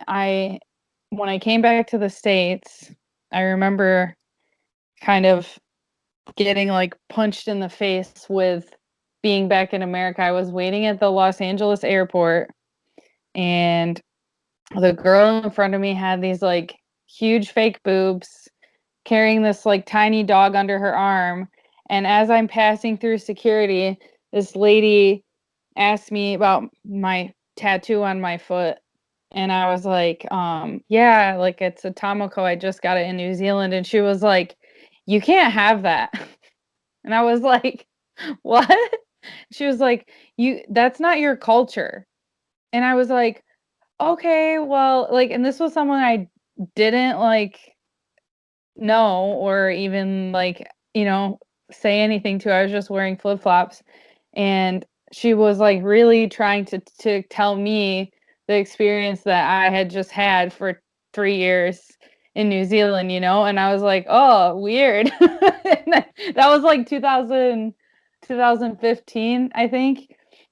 I was like, "Well, I guess I'm back in the States now."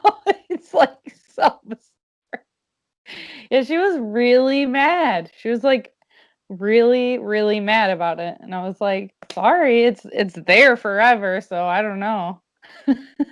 Well, aren't all human beings guilty of cultural appropriation on a certain level? I mean, I, Yeah. am I only supposed to eat lutefisk and whatever because of my Norwegian blood, or am I only supposed to eat, God, what would be Irish fare?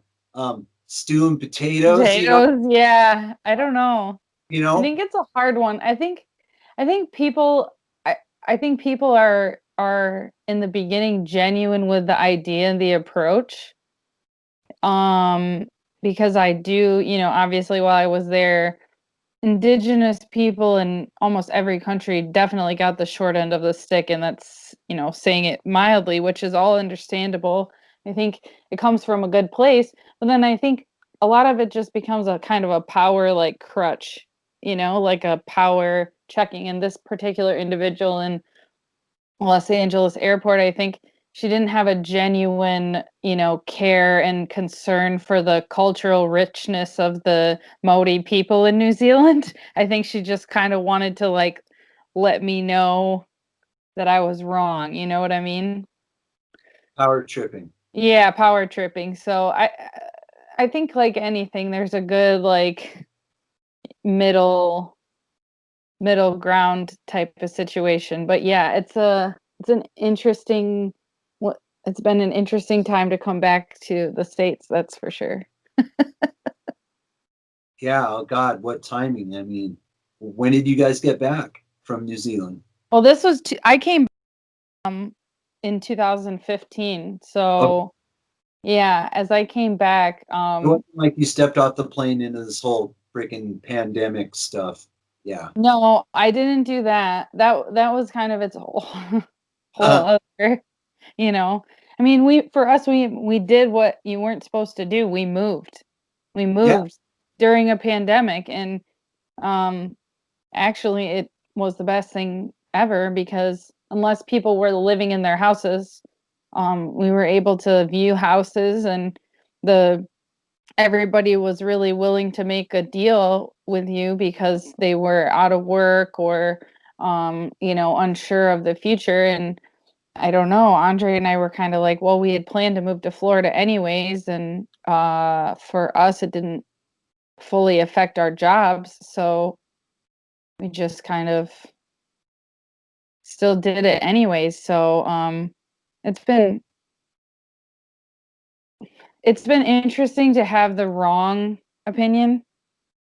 I right. think it's been pretty I'm right. I'm interesting. right. I'm right there with you Yeah, without even having to say anything. I'm in agreement. In agreement. because I'm not a I mean, like, because I'm a hairdresser, right? So, and I have a specific way of doing hair, and I do have clients that are really concerned and they're immunocompromised, and I respect them, and I wear PPE when I'm with them, and I respect everybody's right to feel fear. But I think for us, kind of, we stepped outside of this like fear mindset, and because of that, and we just kept going on with our lives, it's kind of been like, well, I don't know. Yeah, surfers, like the act of surfing is Yeah. what you said. It's like we're not fearful people. Like Yeah. constantly have had to be a surfer, you have to put a lot of fears in check, Hmm. or you'll end up dead or in a bad situation. And taking that into the rest of life, I don't know, maybe a lot of people don't quite understand that. Like I worked I I worked at Aldi in a Hmm. grocery store all through the whole thing. I quit at the end of May. I walked off the job because I was sick of wearing a face protection. I was Hmm. I would I would come home from work just wiped out from breathing in my own exhaust all day. It's not like I was just sitting there breathing in this. I'm breaking a sweat. I'm Hmm. I'm throwing grocery, hundreds or thousands of pounds of grocery, stocking shelves, running to and fro, so I'm like huffing and puffing with face covering on, and then coming home and having to take a nap because I was like so tired from breathing in my own exhaust. At one point, I was just like, you know what? I'm sick of the anxiety from it. I wasn't scared of getting sick. I mean, there, I wasn't afraid. I was like, okay, if it's my time to go, it's my time to go. That's the way I looked at it. And then all the corporate came down on us and said, no, you guys are going to have to wear, face coverings, and you're going to have to do all this and that. And at one point I'm like, I can't do this. I cannot physically do this. I'm like, you guys can do this. I'm not going to do this. I would rather walk away from my job, which paid okay, and it was a good learning experience. But I walked away from that because I couldn't deal with being throttled like that. The fear of that bug did not equate with that amount of um, loss of liberty, you know, Yeah. personal liberty. And I know a lot of people will be like, "That's selfish of you to think that way, and you're not looking out for other people." And I'm a big reader. I read a lot. I watch a lot of YouTube videos. I watch a lot of scientific stuff. I'm well versed on stuff. So my viewpoints may not reflect the viewpoints that are shared on within the mainstream media. But I don't want to call them propaganda devices, but there was definitely a lot of propaganda that has circulated. They turned the fear volume up, I think, on purpose to see how people would react. And then AI with our cell phones and all the regular social media, they've been keeping tabs on people to see how people react under a um, emergency situation, so that I guess they know how to deal with it in the future or deal with people in the future. That's kind of like my like paranoid, side of me. It's like, I'm well aware that I'm being watched, that we're all being watched. And like they're not watching me specifically, but they're keeping tabs on everybody and everything. And I there was a time and point in the summer I actually turned my cell phone off for 2 weeks. And you said you don't own a TV. I don't own a TV, and I don't have my computer workstation set up in place either right now. I've kind of um, walked away from some of the technology that I was like becoming more and more immersed in, like Hmm. surrounded by. Um, I wouldn't call myself a technophobe, but at the same time, when I walked away from my cell phone for 2 weeks, I realized just how chained I was to my cell phone and the device and the information and the connectivity with others, the connectivity with the world. And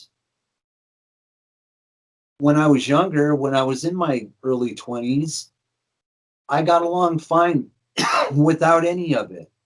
You know, I got along fine without the internet. I got along fine without a TV. Like when I lived down in Mission Beach, uh, uh, when we lived on Lido Court, we didn't have a TV. We were too busy surfing. You Mm-hmm. know, too busy skateboarding. We were or at work. It was like kind of like one of the three. You worked, you surfed, you skated. You know, like that's kind of what you did. There was no time for television, and even at this point in my life now, there's no time for television. Um, I mean, yeah, I guess it'd probably be nice to watch some National Geographic stuff and maybe some documentary stuff, but I don't see the purpose in being that connective or that connected to everything, because when they want to turn up that fear volume, if you're that connected, you can't escape from it, you know?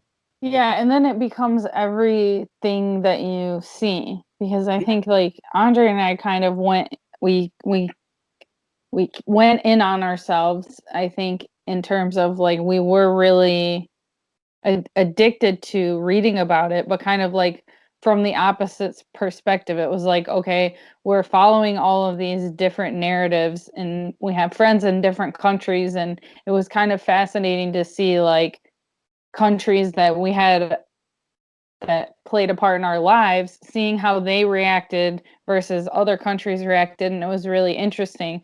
But then it becomes like suffocating in a way, because then you kind of go out into the world and you realize like, oh, most people aren't paying attention to this specific thing that we're focusing on. They're focusing on this other specific thing, and they're wearing gloves. At one point Fauci said you should wear goggles, so then certain people were wearing goggles, and it kind of became this bizarre, like alternate universe type of thing. And I think we both kind of realize that it's good to be aware kind of about what's going on in general, but for the most part, if you kind of put that aside, like your life doesn't change that much, like really. I I wasn't going out to the bars here, and I don't spend a bunch of money on going out to the movies. Mhm. There's not that almost all the stuff that I do is outdoors oriented and Mhm. does not have like close personal. The only close personal contact I got with people was either uh, worship or going to 12-step groups or at work. Mhm. Otherwise, almost all the other things I'm involved with in my life have to do with me being outdoors. Whether I'm playing frisbee golf or I'm skating or I'm hiking the dunes or I'm surfing or I'm fishing. Those things. There's not there's there's social interaction, but it's not this kind of social interaction. Like with you, at being a hairdresser, you're touching people. Yeah. you know as a cashier for Aldi, people are licking their fingers and handing me their money. you Yeah. know uh, and I just rolled with it. I just rolled with it. My faith, and I would say being part of being a surfer, uh, uh, keeping fear in check, being able to do the mental gymnastics to be able to find center and push those things out. And that's kind of what the whole pandemic thing. I did the same thing. I went in. I did shadow work. I was looking at my motives at things. I was looking at my mental processes of like how I dealt with situations or emergency situations or panic situations or whatever, and I think I've come out of it a little more wiser, sort of thing. And um so I guess in a way I'm grateful for it, but it, it stinks that there's a lot of people who are still they're still really wrapped up in that fear, and they're sick with it. I mean, it's Mhm. made them like sick, like mentally, emotionally, physically, spiritually sick. And you can see it in their eyes, because now when you're out in public, that's here in Michigan. If you're out shopping, you have to have a mask when you go in the stores now. They don't without a mask. So all you get to see is people's eyes, and Yeah. you can see the fear in their eyes. You can see people scared of, like, you're walking down the aisle and they're stepping out of the way because they don't want to be anywhere near you. And it's like, humans are social. We're social creatures. We're supposed to be in community. We're not supposed to all be cut off, from each other. This is not. We're not test tube organisms. We're not supposed to dwell that way, and it's sad, and that part of it makes me sad that there's so many people afraid of each other right now. And it's easy as a surfer to go jump in the waves and forget it all and forget everybody, just like put it all behind. And there's part of me that feels a little selfish, if that makes any kind of sense, because, like, I've got that outlet, but it's also by my choice. I'm It's my choice to not have a TV. It's my choice to not be on the internet all the time. It's my choice to not do those things. It's my choice to keep myself outside. It's my choice to make good decisions, healthy decisions in my life, so that I'm not sick with that fear, that I'm not sick with all of that. So I'm trying not to fault others for what they're surrounded by. Same time, it is their choice. Ultimately, they do have a choice in the matter. People have a choice on how they want to exist. And so I don't necessarily like their choices or their fears infringing on my lifestyle. I'm very grateful that Governor Whitmer didn't close off the beaches. Yeah. She didn't close off the parks. She didn't close all that stuff off. She left that all open for us. And so we were able to keep surfing. We were able to go out and fish and hike and all that stuff. And that, let me tell you, for me, is a godsend, and I wish everybody had that opportunity, instead of isolating themselves in their houses in front of their televisions. I mean, my God, the amount of probably suicide and mental health issues and stuff, that's all probably skyrocketed, throughout this whole thing. And I'm grateful that I'm not in that group. I'm not in that, whatever you want to call it, that statistic. I'm not in that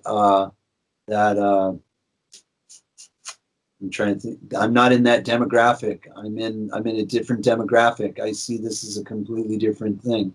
And there's other stuff about it I don't want to get into or talk about. I hope this to be over with soon. And Me too. So that everything can get kind of back to near normal. But I'm still not going to have a TV. Yeah, I think it's a good call. I mean, we haven't had a TV the whole time Andre and I have been together, which has been like 4.5 years now. So we haven't, and then I go somewhere. Thanks. But then what's funny is that you go somewhere where there's a TV on, and I can't have the TV on in the background.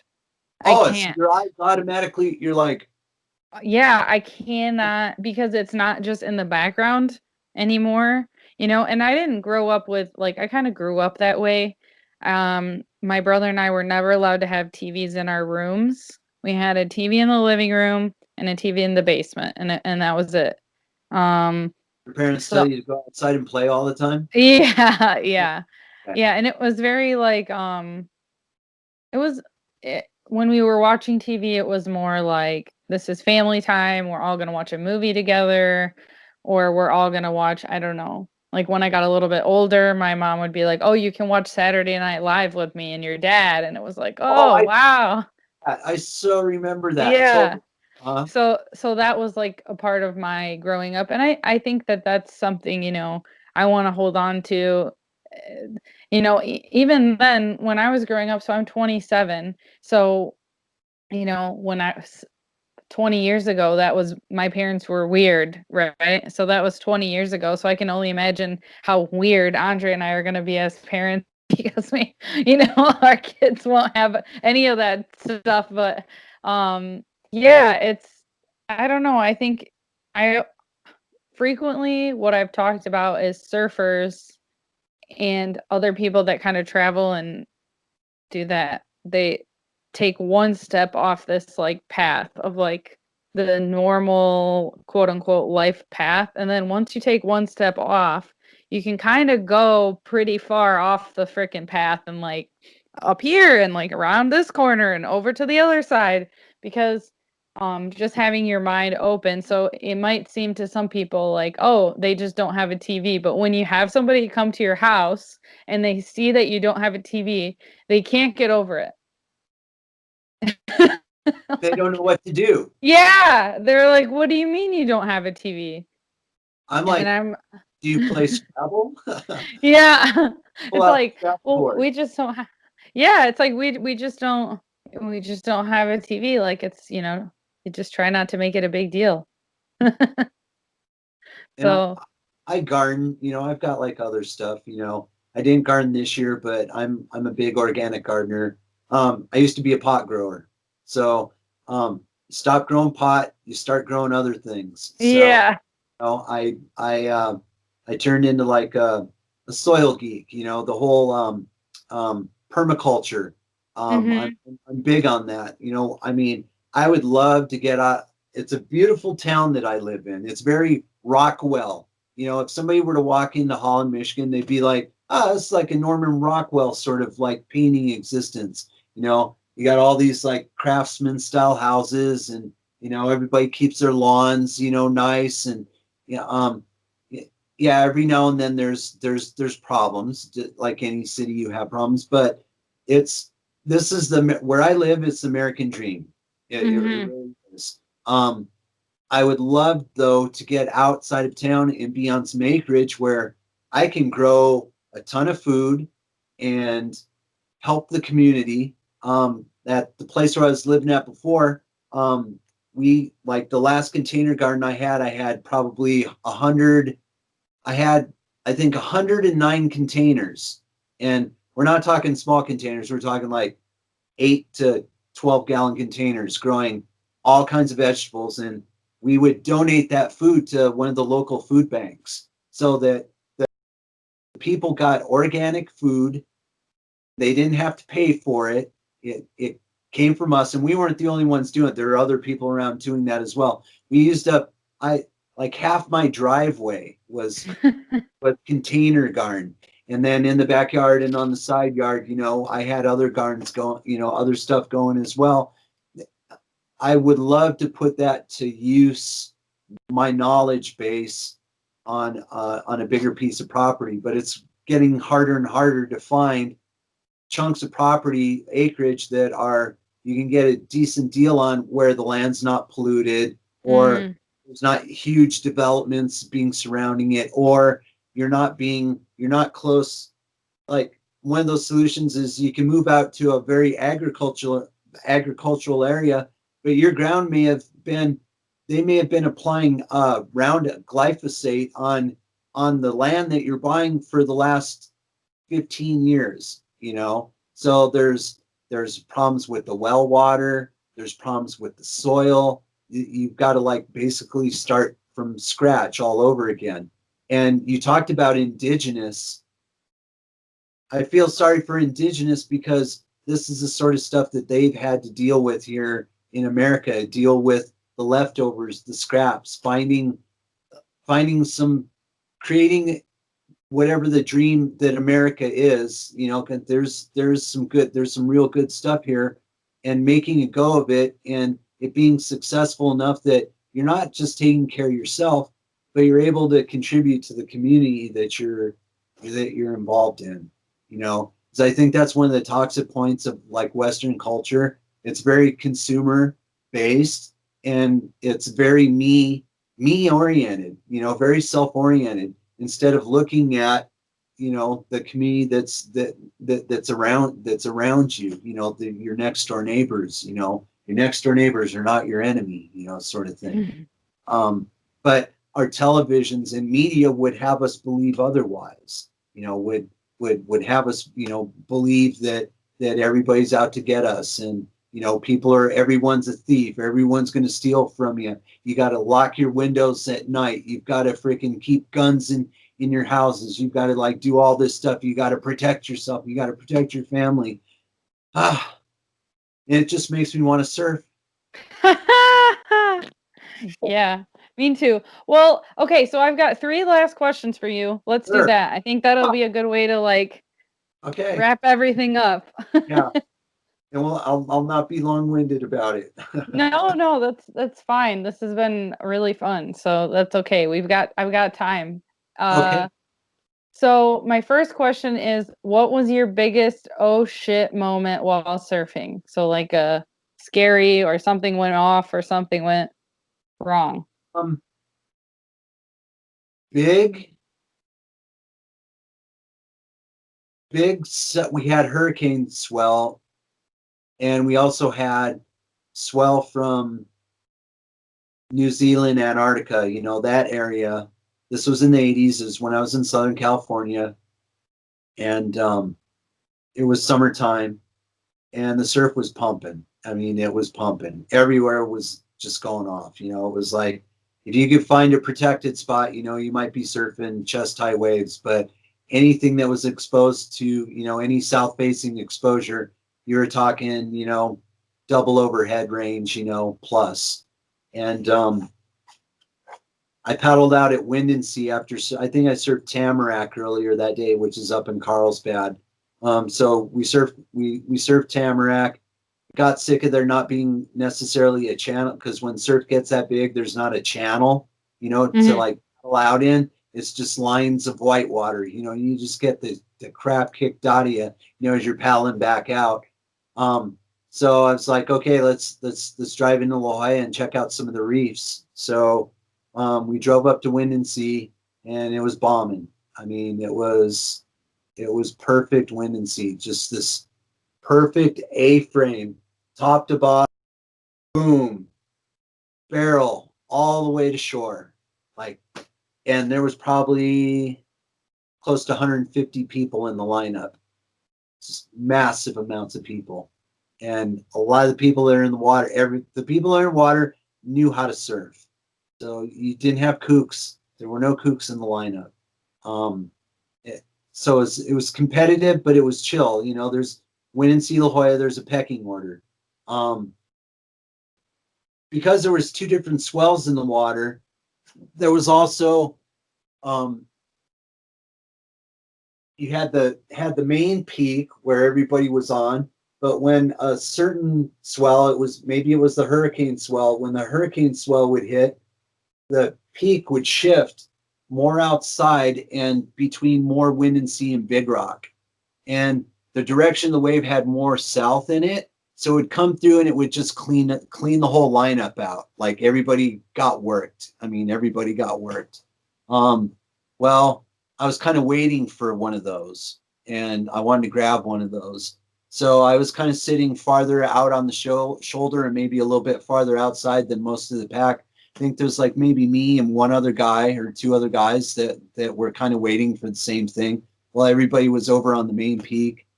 And sure enough, here comes this big hump, and you can see it because the water's it's coming out of deep water, so it's got a real dark look to it. And this is summertime, broad daylight, mid-afternoon. So we're paddling as hard as we can to at least get over one of them, and maybe get one of the ones behind. It's probably, I'd say, probably in the probably 16 to 18 foot face range, somewhere around there. I mean, it's almost triple overhead. Yeah. And I think I made it over one, and the next one behind it was freaking massive. And none of us were gonna make it. And that thing let down in front of me by probably, like, the lip came down, hit flat water, launched over, hit flat water. And like in Turtle in North Shore, when the wave breaks here, you don't be there. I was like such a bad position. I got taken down so far and so deep that your ears pop, and it's pitch black under there, and I'm getting rolled, and the panic button got hit. And then I'm like, wait a minute, no. And I talked myself out of it. And it seemed like forever that I was under there. I had to actually grab my leash with my hand, grab my leash, and pull myself back up to my board. And my leash was, I mean, it was a bigger wave leash. So who knows what it stretched out to be. I was probably like, I don't know, 12, 15 feet underwater, I would say. Everybody's board's tombstoning, because everyone got work. I came up underneath, probably this much foam on the water. So you're having to like clear the foam away to like get a breath. And while I was under there, I mean, that was maybe one of the closest I came to like blacking out, like underwater. So that was probably the closest that I came to drowning. I've had other stuff. I broke my neck at blacks. Um, Ooh. uh, falling wrong on probably 12 to 13 foot face wave.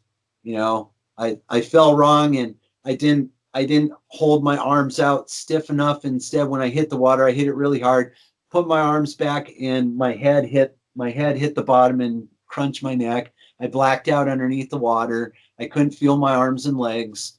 Everything went black and sparkly. And I came up, and feeling came back to everything. And I pulled my board in, and my girlfriend that was on the beach and her sister were there, and they saw it. They're standing up looking. They wondered if I was okay, and I paddled into the beach. It took me a little bit to heal up from that one. And I've been hit from my board, a few times. Another time at Blacks, let my board go. I was getting ready to drop, sucked up way too fast. It would have been a complete trip over the falls.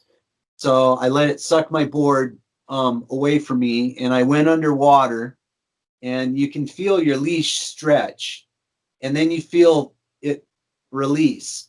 So you don't want to come up, on that release, because the tail of your board is coming right like wherever you were at. And so you want to give it a few seconds. I didn't wait long enough. And when I came up, the tail of my board hit me in the temple. Oh shit. Yep. And same thing, kind of blacked out. My friends were like, they're swearing, they're like, oh my God, are you okay? And I'm like, yeah, I think I'm okay. And it took me a week to heal up from that one. So, and here on the Great Lakes, we had an experience. Me and Nick Scripps paddled out one day at Holland State Park in midwinter, and we walked out on the pier, and it was glazed ice. There's no way to really get in off the pier head because everything was coated in ice. And the shore ice was probably had a 6 foot shelf on it. And every now and then there was maybe a little dip where it was maybe 5 feet from the water's edge. But we could tell that it wasn't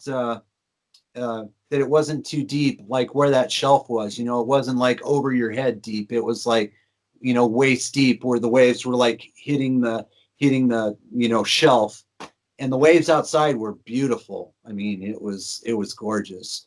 And so we ended up hopping in the water, and Nick got outside, and I couldn't make it out. I forget, just bad timing, but 3 tries, couldn't make it out. Nick caught a few waves. And so at that point, I was like, okay, how are we going to get out of here? Like, how are we getting out of this? And the wind changed a little bit. So there was some of the ice, or the broken off pieces that were floating on the outside, were starting to come back in. So they were hitting the shelf as well with the waves. So I took my leash off, threw my board up on the shelf, and I had to manually punch holes in the shelf to make handholds and footholds. to get out. And then after I was out, waited for a few minutes. Nick saw me. This is probably a 1 hour ordeal. We weren't planning on surfing for too long. So Nick came in and I pointed him to where I got out, and it was really starting to like fill up with like, big chunks of ice. And, he handed me his board, and I was yelling to him. I'm like, look for the handholds and the footholds. I think he stuck like a big, like, who knows, Volkswagen sized piece of ice that was floating in the lineup, stood on that, and then like, scurried back on, up on top of the beach. That's been the closest call here on the Great Lakes, was that, dealing with ice shelf. We probably shouldn't have gone in that day. We got chewed out by some of the older Great Lakes surfers. They're like, what are you guys doing? Like, you shouldn't be doing that. Because if surfers have to get rescued, that really makes it look bad on the whole community here. Yeah.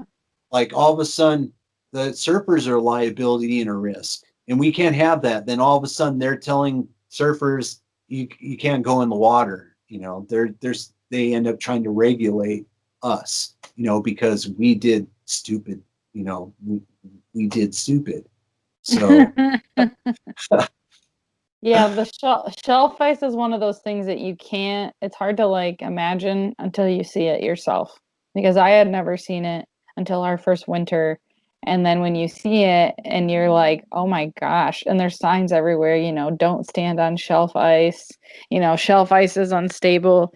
And it's like, yeah, so for anybody listening who doesn't know what shelf ice is, it's like a crust on the outside of the beach where it's like a mixture of ice, sand, and it really is like a ledge where some of it's water underneath and then it's frozen on top. That's like the best way to explain it, right?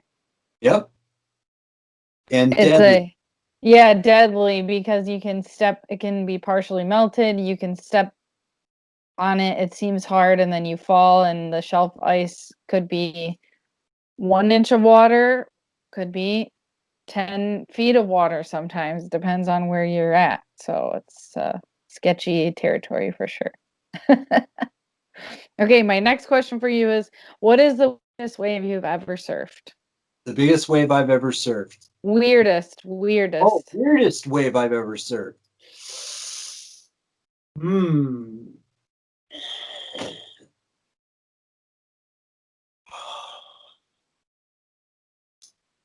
Got to think about that one.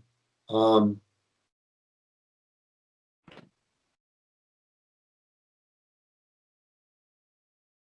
I would say probably, okay, weirdest perfect wave would be they dredged the Holland State Park channel, and they dropped all the sand in front of Spyglass condominiums, and it was a lot of sand. And that summer, we named the spot Crash Pits. A plane actually the beach there, so there was a small Cessna sticking out of the sand there. So Oh my.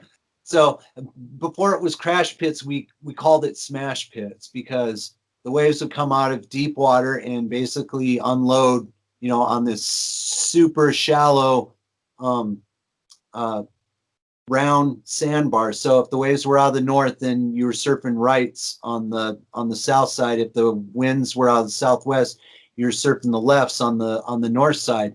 And the wave was like completely. It looked like a very miniature version of Chopu. Like Ah. the barrels were over square.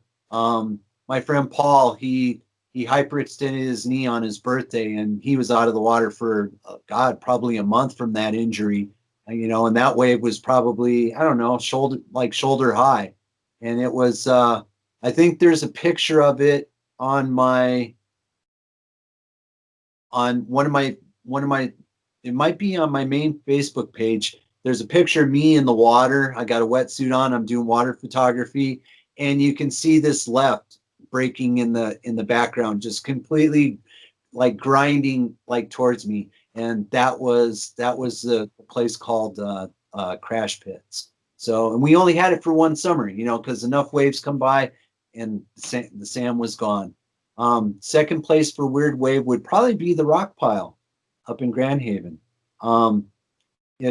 It's very similar to the wedge, of course, much, much, much smaller, but similar to the wedge in Newport Beach, because the wave compresses against the wave. However, they built the pier. When the waves are out of out of the south, I won't say exactly, but they compress. They compress against the pier, like Sebastian Inlet in Florida. They compress against the pier, and then they hit the sandbar. And when they hit the sandbar, they just completely, they double up in size. A 3-foot swell can be head high there. So that probably is my second, would be like my second weirdest wave. Third weirdest wave would be between the Muskegon pier heads on like a big west swell. You wouldn't think between the pier heads there would be enough distance for swell to get through, but the swell will get through and will break inside on the beach where the NOAA, there's a NOAA station there for the Muskegon Harbor entrance. And so you get some waves there. We usually don't go there until it's like 14 feet out of the west, and usually nobody surfs on big west swells because it's just garbage, junk, complete hot mess, death on a stick. And but between the pier heads at Muskegon, between Muskegon in the harbor there's a surfable wave. So those would be kind of my three weirdest waves. Yeah. Those are good good weird waves. Yeah, Rock Pile. I haven't surfed it, but I've seen it in action. One. It gets so pitchy. It like just smacks and then pitches way up. It's cool to see. I forgot why we never surfed it, but we did see it when we were there. My last question for you is, what is next for you? Oh boy. Well, here's some personal stuff. There's a saying, alcohol or drugs have made my life unmanageable. Well, at times surfing has made my life unmanageable. Okay.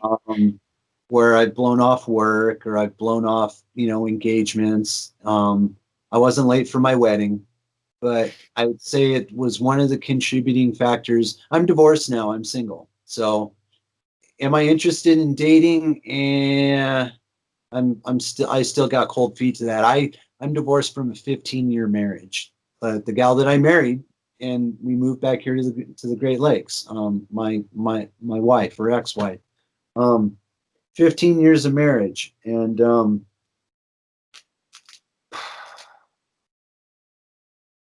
my traveling. I've done a lot of traveling. I've done a lot of traveling around the Great Lakes. I spent a lot of money on traveling. A lot of money went into the gas tank or repairs on vehicles, camera gear, time spent behind the computer board, all of it, interfering in the closeness of our relationship, where we became kind of estranged. She did her thing and I did my thing. And I didn't think it was that bad. And on September of 2019, she filed for divorce. My divorce was finalized in April of this year. And so I'm like kind of May, June, July, August, September, October. Yeah, I guess I'm 6 months away from being divorced, because, when you file for divorce, they wait 6 months. And so that end of that 6 months was in April. So, and it's been 6 months past that. And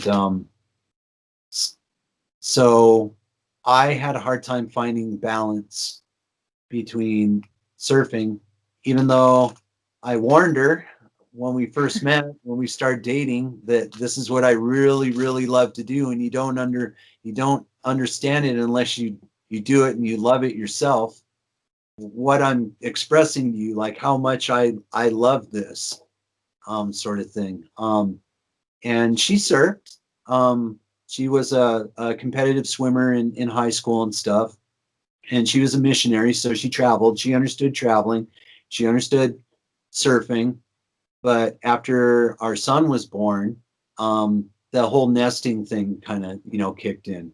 She got more responsible, and I wouldn't say I became less responsible, but I definitely pushed the limits at times where she wouldn't hear from me for days. I'd be up in the UP, for almost a week, and she might have only gotten one phone call from me and two text messages, and she's at home worrying, about me. And enough of that um, through the years was enough to, you know, uh, I guess, tear us apart, And I'm sure I'm not the easiest person to live with. I'm sure I'm moody as fuck when there's no waves and I haven't surfed for a month, and, it's February, March, and everything's iced in. Yeah. And my friends are going to Florida and Costa Rica, and I'm stuck here in Michigan with cabin fever.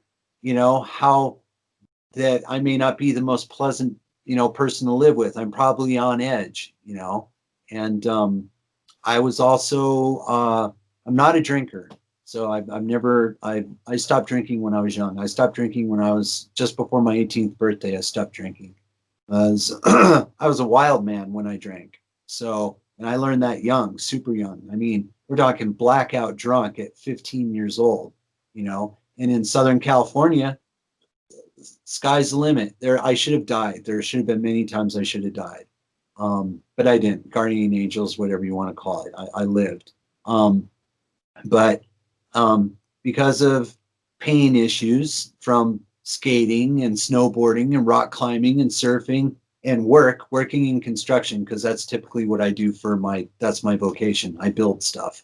Um, uh, the art of craftsmanship. I like I like making stuff.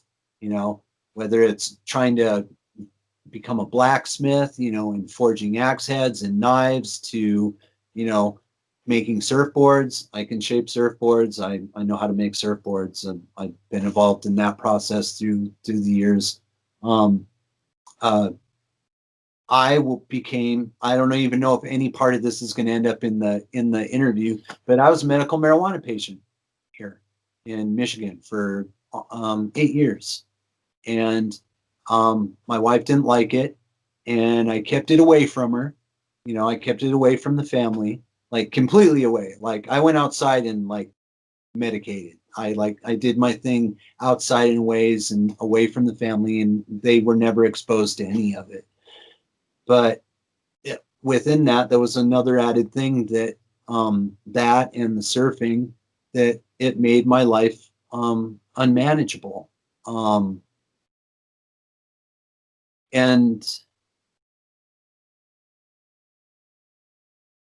how did that have to do with this third question? What was the third again? What's next for you was what I Oh, said. next for me. So now being divorced, okay, that's what led into it. I'm divorced now. I'm single.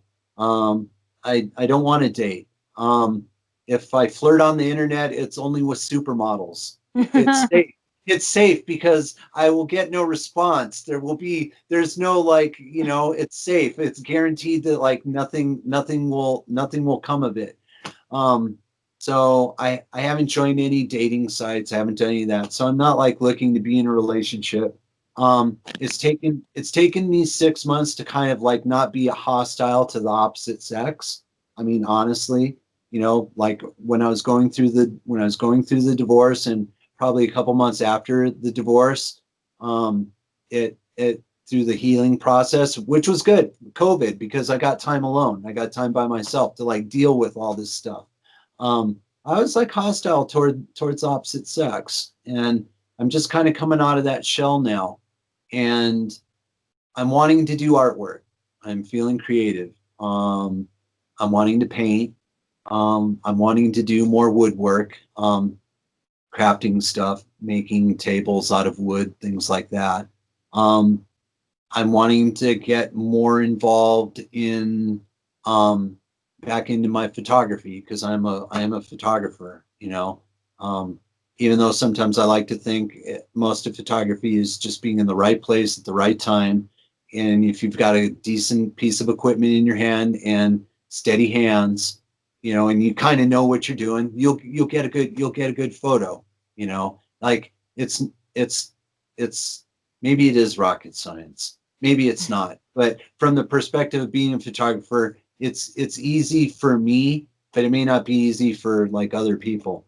But because of all this stuff that I've been going through over the last year, like pulling out my DSLR, I actually took it on the last trip up to the UP. We just did a trip up to the UP last week and scored pretty good. I actually took pictures, and I haven't flown my drone in a while, and so I'm feeling that creative bug is starting to it's upwelling in me. I don't know where I'm going to go with that.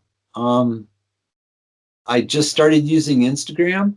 Um, I wasn't using Instagram because I was mostly on Facebook, and I got sick of some of the stuff on Facebook. Some of it gets pretty tiring, and Instagram seems like an easier platform to use on a certain level. Even though I could definitely see the addictive side of becoming a blogger, how that could be super consuming, time consuming, and um, there's a little fear and trepidation of not getting all wrapped up in all of that. I don't necessarily want to become some sort of personality. I don't want to do the Ben Gravy, route sort of thing. Because then you got to have a team of people behind you helping you with like what you do. And I just want to be able to go surf. I just want to have the freedom to be able to say, I'm going surfing and I don't care about deadlines. And, I, that stuff doesn't matter to me. I need to go get in the water. Um, Sometimes the best surfboard shapers don't make the best surfers, or vice versa, because Yeah. they have to focus on what they're doing. They can't be out surfing all the time because they've got boards that have to be made. There's deadlines. There's obligations, and like finding that balance. Me at my age, I think I'm a little wiser than I was when I was in my 20s and 30s. I hope so. Um, I I would just like to pursue my artwork, and and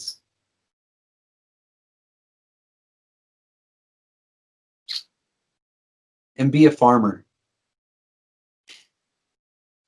I think I already touched on that earlier about finding a piece of property and being able to like grow stuff, grow animals, grow community, um, grow artwork.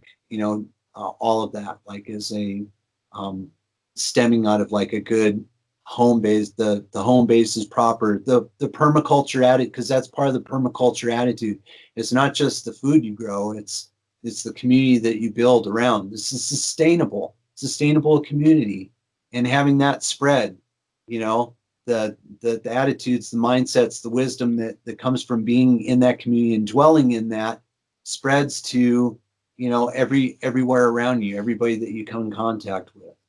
And so um, uh, I think that's where I want to go. Um, there was a part of me a few years ago, I was heavy activist. I traveled with the indigenous after the Standing Rock movement. I went to a few protests, stayed in water camps, water protector camps. Um, and I also saw that within that wasn't a perfect community, within itself. And there was a lot of darkness because everybody's so angry. Um, so the counter aspect of that darkness is there was a lot of I'm not going to call it self-harm. Oh, I guess you could call it self-harm. There's a lot of self-harm going on.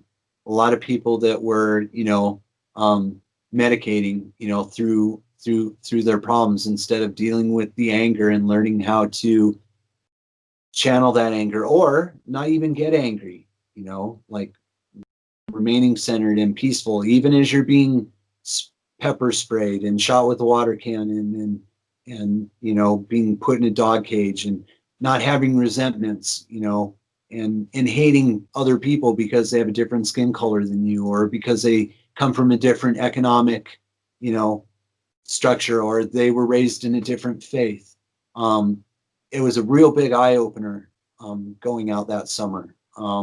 I took my son to the Grand Canyon and we hung out with indigenous. There's a whole lot. We hung out with a medicine man from the Havasupai tribe that lives at the bottom of the Grand Canyon, and we did sweat and hung out on their ancestral grounds. And I learned a whole lot and did shadow work, and then we traveled the rest of the summer with a couple of my Native American friends, and there was a lot of talk, a lot of discussion, a lot of searching, to try and come up with answers for the ills of society, the problems in the world. And, all of us, we've all kind of come to the conclusion that love is that answer. It come back to, I knew it as a child, and I've known it at different points in my life, that love, dwelling in love and existing in love and projecting that love out, that's how the world heals. And I guess in my surfing and permaculture and all that's what I want that all to be anchored in. I want it to be anchored in love. I want to not just love myself. I want to be able to actively love everyone around me so that other people heal, and they're able to love. And so this whole love network spreads. I know it sounds like such hippy dippy, whatever, but I would say that surfing and the surfing community has almost kind of kept me grounded in that. And so I don't really don't know what I want to do. Sky's the limit. I've got half my life ahead of me still, being 55. I have half my life ahead of me. If I take care of myself and, I don't hurt myself surfing and, put myself in a wheelchair, doing stupid,